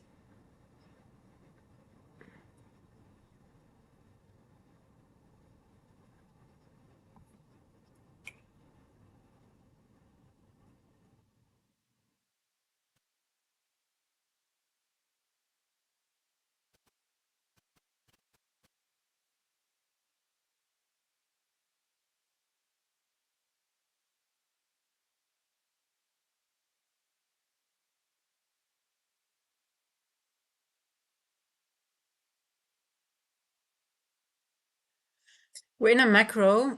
Oh, it's 3:52 by the way. Yeah, so we're in a macro time. So question is, what did we do? Did we go up in this bearish fair value gap to go lower? We have a fair value gap here, which is still, we inverted the 3 o'clock fair value gap here. Let me make it orange. It's the London one.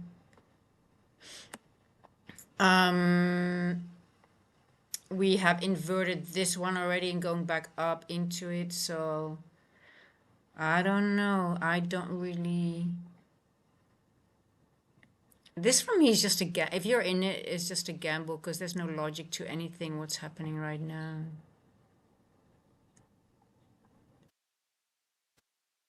Let's see.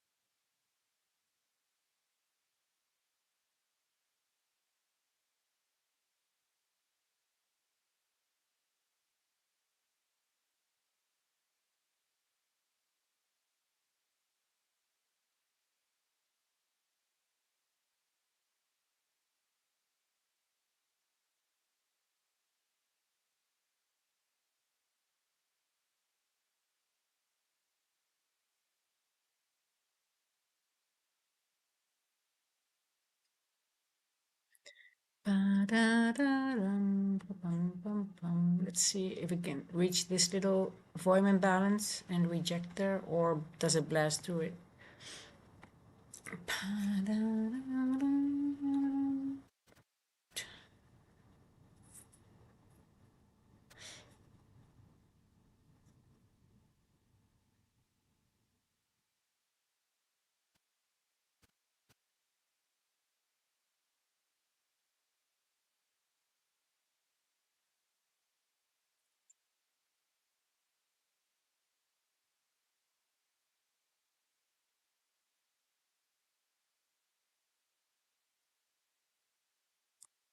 351, 50.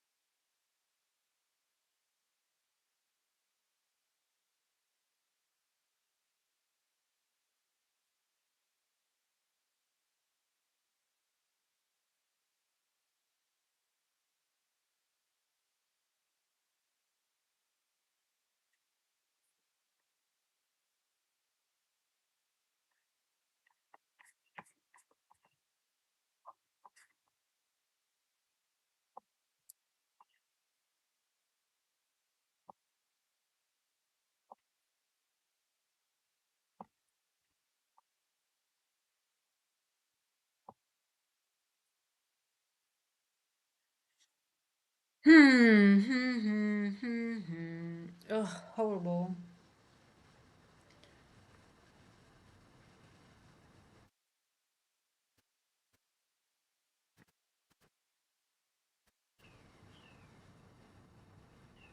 I don't know if I even want to watch this price action anymore.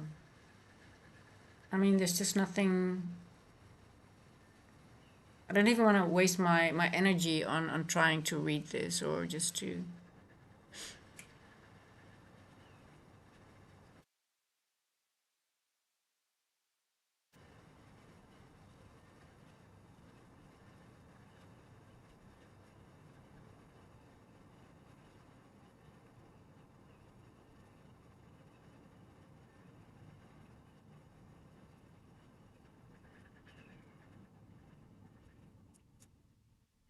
Pam, pam, pam, pam, pam, pam, pam.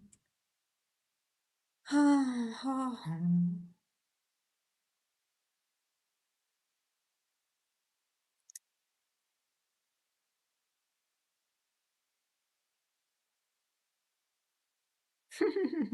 Daily open again. Daily open, midnight, previous day close, settlement price, very close to each other. That always means trouble. Always means trouble.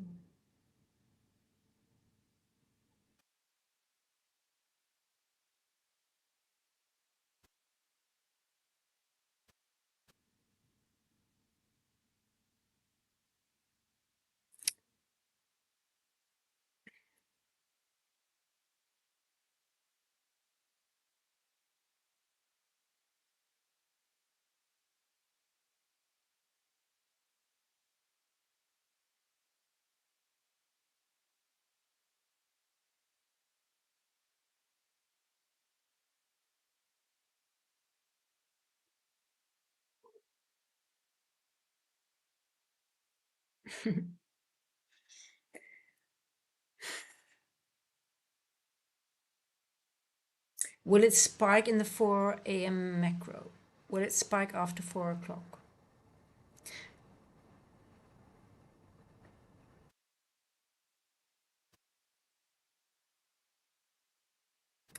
Will it finally break away from the area?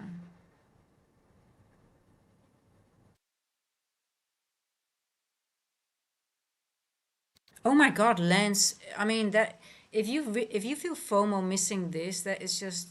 Are you really mad missing this? I wish I traded it. Then you really need. Are you serious? You really feel bad that you missed this 20-point move that has been going up and down, and you just miss one. I'm sorry, Lance. That is. NQ is mad at me, I think. That is really weird. I mean, sorry, Lance. I mean, I think most people are like, yeah, I would rather not trade this because it's just horrible. And even though it moves in a direction, doesn't mean you have to be in it. I mean, you really have low standards. I'm going to be honest. If you feel really upset that you're missing a move like this, your standards are very low for trading.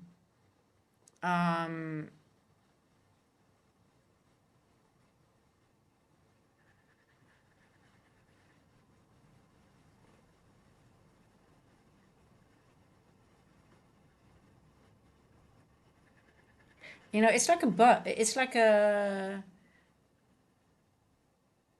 You know, I think it might spike up now, but because it's been heavy like that, I would rather let it go and let it show me its hand, and let it go wherever it wants to go now. And if it goes up, it goes up. I don't care, but it is low probability. You need to start seeing that the difference between low probability and high probability trades.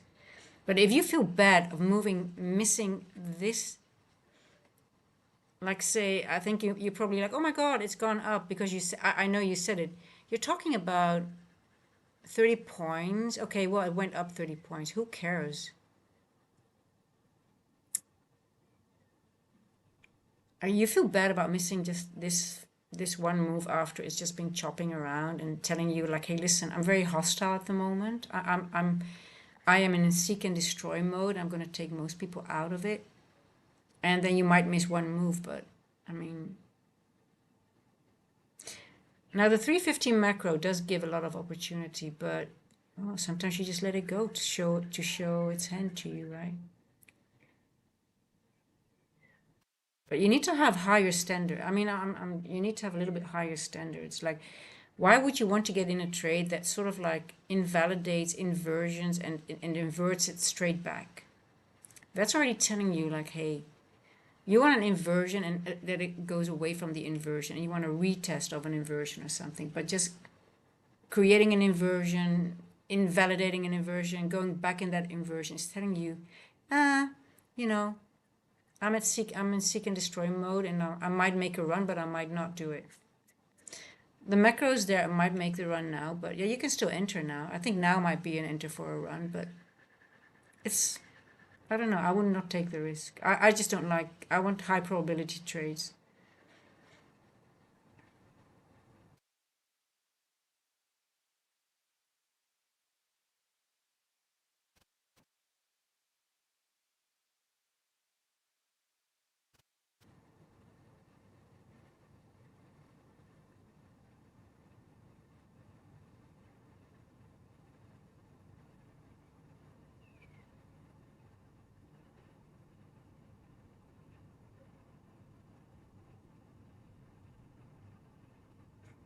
Why isn't it? Okay.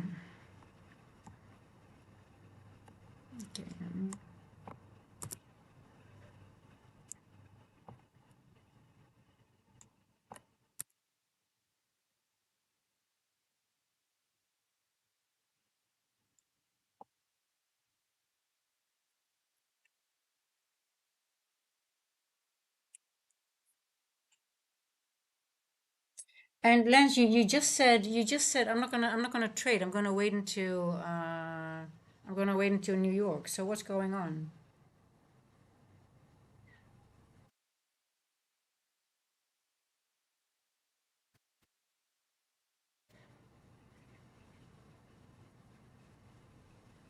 You said I'm gonna close my laptop. I'm gonna trade only New York, and here you are already being sad that you missed a 20-point move.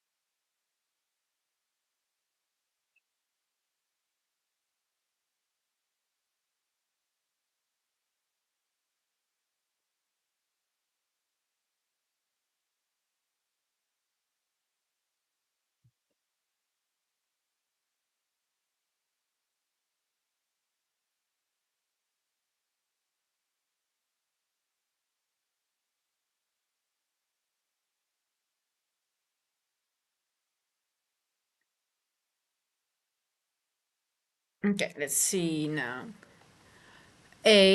So in hindsight, it's always easy in hindsight, right? AMD. So we took Asia high, we swept it. So NQ caught up with the SMT. Yeah, you don't want to get excited of every green can. If there's like a little move, it's just let the information lands. Yeah, just watch price action, and the intel will give you so much more information for maybe New York session.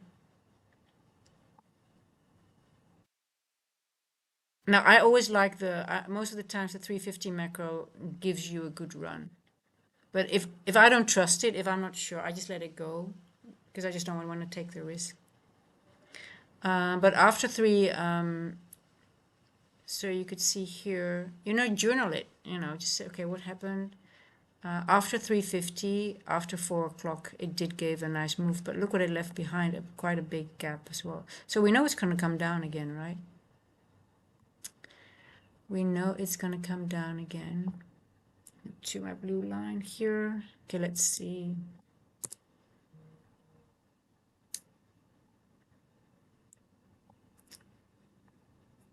Okay, does it want to go higher or not? I'm a little bit fed up with this price action, actually. I'm just not interested too much to watch this. It's just moving so lethargic and just wicky and gappy and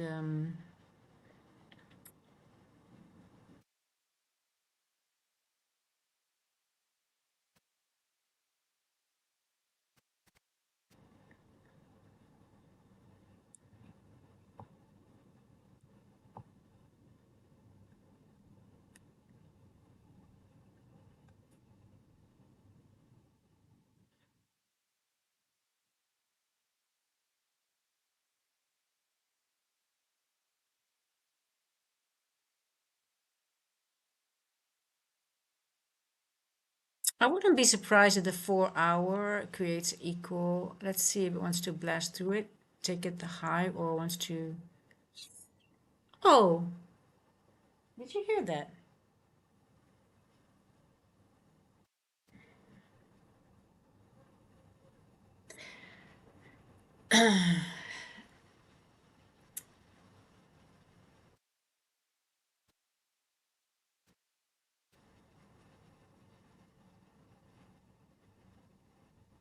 Let's see what the 4 hours do.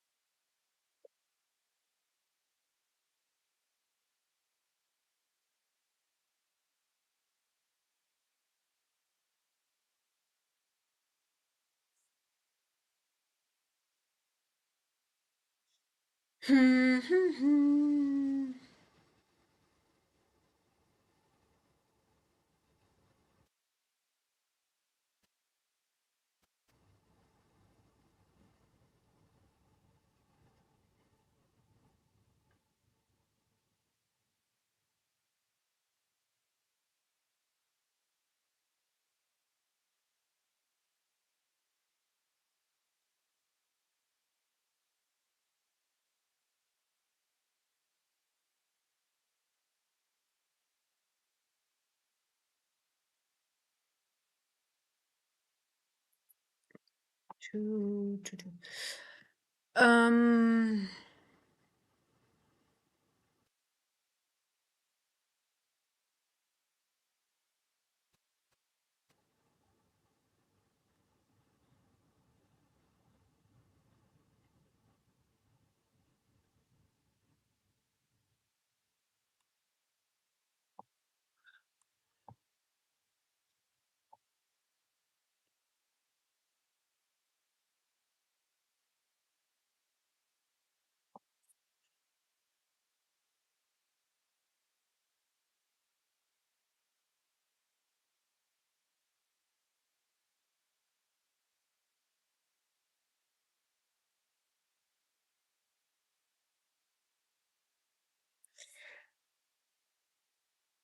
took the long and exited here. Where did you take the where did you take the long from? Did you take it around 350 macro?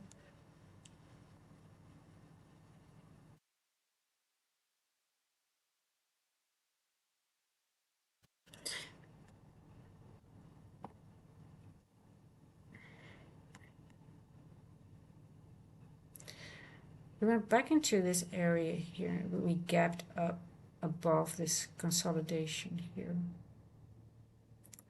Let's see if this is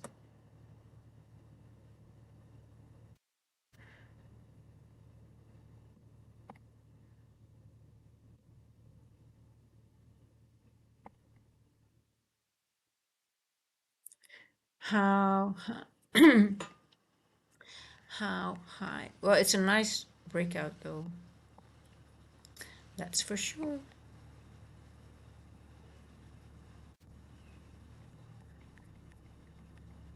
But this is always tough, I think, for me. Like when we directly break out from accumulation. I never liked this.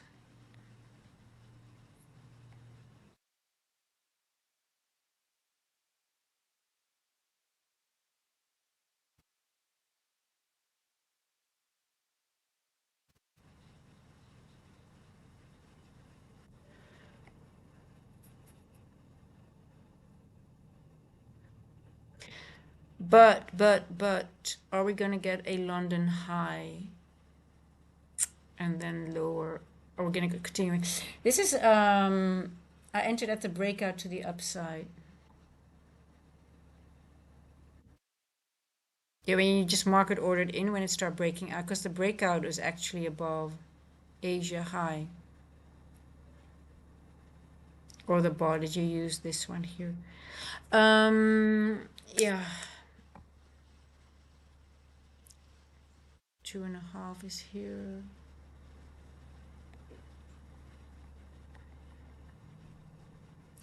We're finalizing a market maker model.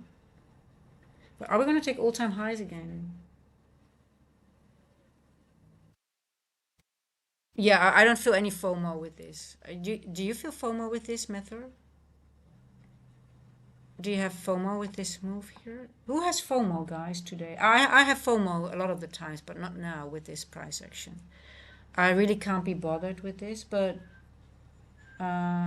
yeah, I don't feel FOMO at all with this move.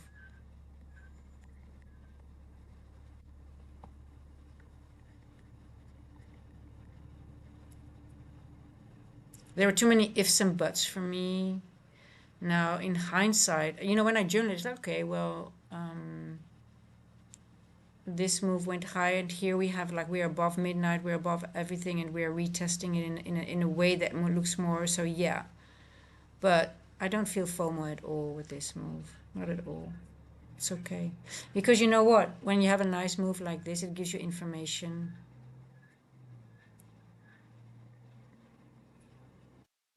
The first breakout move is never the best, never. And you will see that when you start journaling, when you miss a breakout, it is never the best. It's always that one that comes down to it, gives a retest, and then you will get, if it's continuation, the continuation move is much better than this first initial breakout. It is never the best. And also, if it goes higher and you get the reversal, it's also, you will see the difference but you have to journal. So for me, this doesn't give me any foam. If it breaks out from a situation like this, just look at this, how it broke out, just straight out of accumulation, right? And you will see, if you journal it, that first 15-minute candle, it's a green candle, but it won't be, yeah, maybe later on today we can, if there's a better trade, I can showcase it. So I don't feel FOMO with those first breakout. I feel FOMO when I am in New York and I'm missing trades because I'm missing it because of something. And I know, okay, yeah, this was the better trade. Then I get like upset. Or in a situation where there's a really clear, a beautiful, very clean breaker, retest, and I miss that. Then I get upset. But I don't get upset from a situation because I miss these a lot of the times. When a situation like this appears, I miss them most of the times. Um,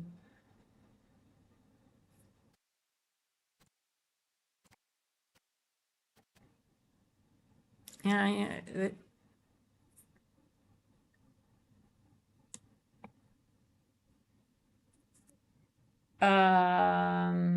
I have a bit of FOMO with the pop. I could not execute it. Yeah, it's okay. It's totally okay to feel FOMO.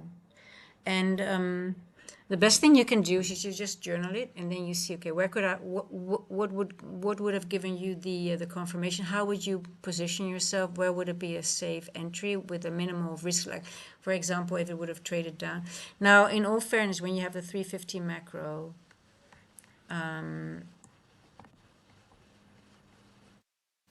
And we were above. This was the first fair value gap, right? That was, let me find it.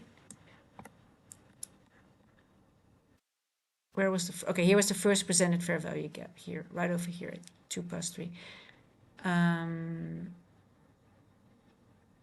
Here we went below it, here we went above it, and here you have a proper retest, right? You have, this could have been, but still for me, it wasn't clean enough to, but I was looking at it like, okay, we're above the first presented.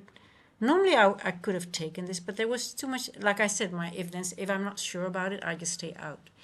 If I stay out, I have the probability to miss trades. I'm okay with that because most likely I will have a 100, 200 point trade maybe later today. So I'm not really worried. There's so many trades every day. But yeah, here 352, 353. Then we consolidate. A lot of the times when it consolidates within the macro, it makes the run up. That it happens most of the times. And you have this liquidity here, right? So now this is not a low, this area in the macro wasn't as low probability as I would given everything else. This was not as low probability I said, but it wasn't good enough for me. But with this liquidity here, you already closed the gap here. It went through that, remember the volume imbalance that I drew, the yellow box? It went through it. That was also bullish. So I could see the bullishness, but for me it wasn't good enough to enter. But it did not reject this little volume imbalance here, right? Within the macro as well. So that was also that was a bullish sign, very bullish. Here, this one here, right? So that happened here, 355. And then here, this one, 358. That was telling me, okay, this might spike up. But I didn't say that on purpose. I did not say it because I didn't like, even if it will go up, I would not be able, it just didn't fit my criteria. Also, I would have only traded up to here. I don't really do 30 points, 40 point trades anymore. I would rather stay out. So I did not say it, but it was bullish for me when we started going through this. And I thought, okay, it's going to pop up, but I just didn't want to engage. But this was bullish when you see this happening. And in the macro, right, 358, 359. And then 4 o'clock we opened up, boom, and it goes. So this was bullish, the fair value gap. In the 350 macro, 350 to 410 macro, it goes up, we go back up again. So then this becomes a bullish fair value gap because you go through it, then you go back up and out of it, and then boom. This was bullish. In combination with this one, that was actually very bullish. But for me, just not interested. But yeah, it was high probability at some point. But guys, just journal it for those who want to take it. There was enough here in the macro to validate the trade. And then just you take it up for 40 points.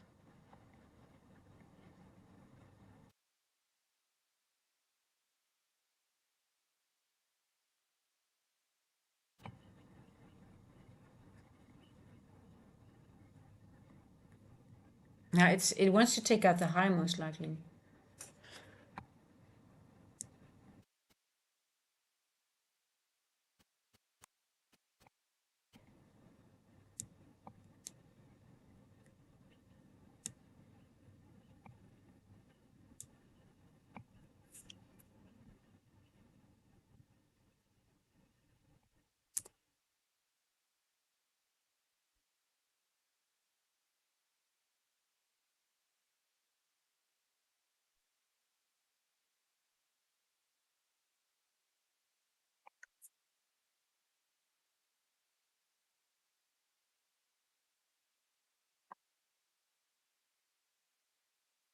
$420.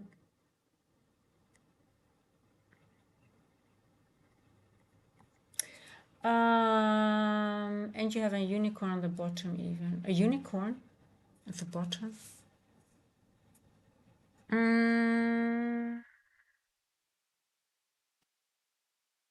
Method, I'm not sure if I see it.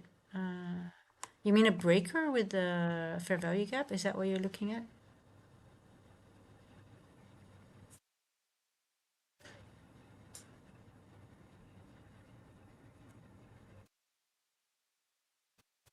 You mean the breaker in the fair value gap with the, is that what you're looking, are you looking at this one here? This one here in,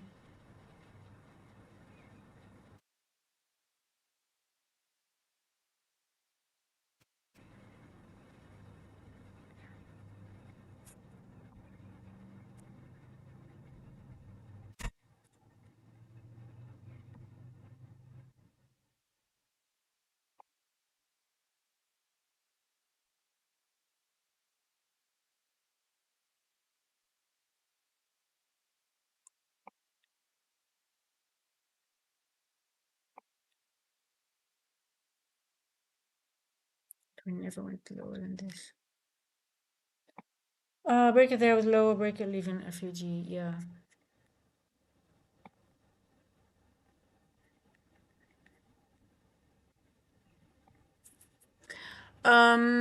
Okay, guys. Well, didn't close only. Yeah, exactly. Yeah, it was sort of like I don't know. This is the Venom though. I don't know if you guys know the Venom, ICT Venom, the two fangs. So this is the Venom though. It was all there, but just.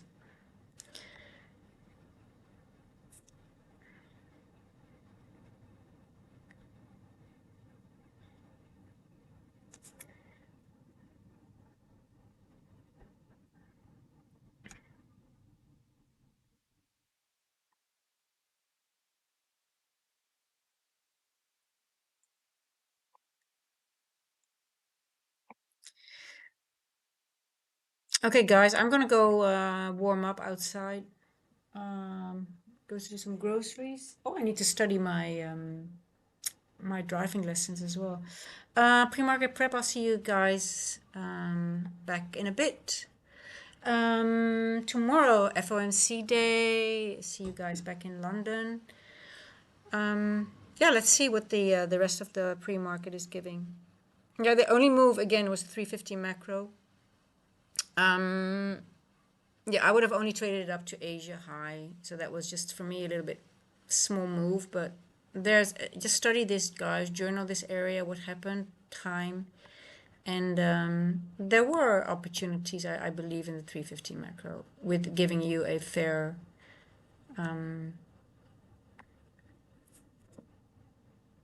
A good trade. But it was tricky. It was a tricky area, and it was a lot of consolidation before it made the move, which is sort of like can really sort of like drain you a little bit, right?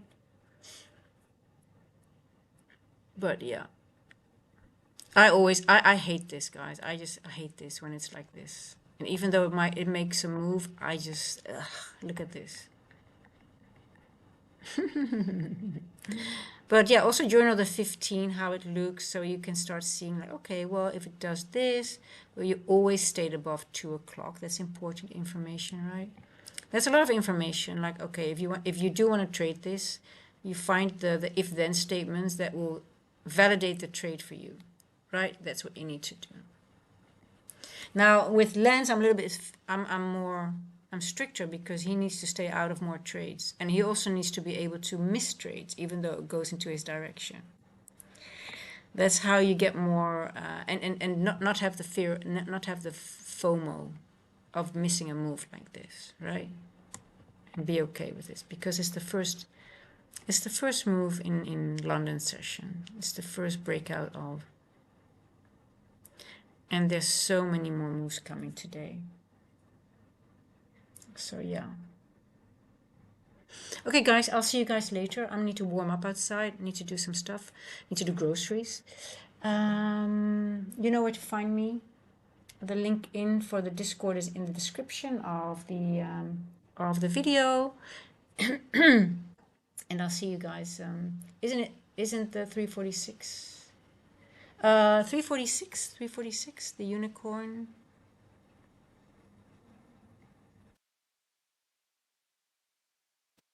346. The unicorn.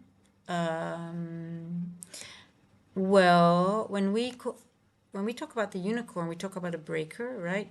Breaker. Then the breaker is formed by a low. then the breaker should be somewhere here.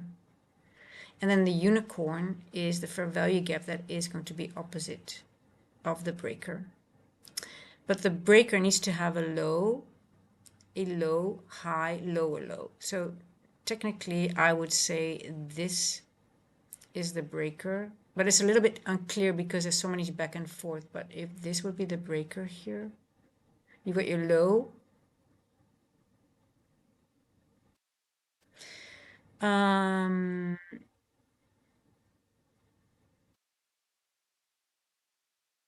This is actually lower here. See, that's why this is confusing now. I think this is the breaker here. Low. Let me get rid of this. What time did we form?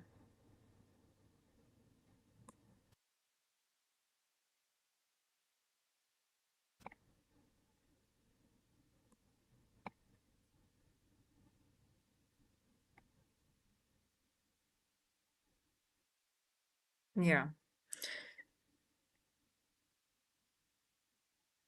But I think there's, because it's so choppy, it's a little bit more, it's harder to read, I think, because technically this is the lowest point. I think it's more mitigation. I think I would rather talk mitigation in this area. But breaker is still fine.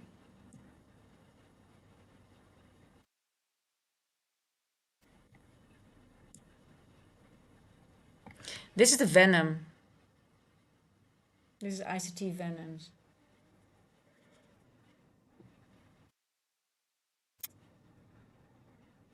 Okay, guys, I'm gonna let you go. I want to do stuff. I'll talk to you guys later. Take care. Be safe. I'm hungry too. I need to eat. Ciao, ciao, guys.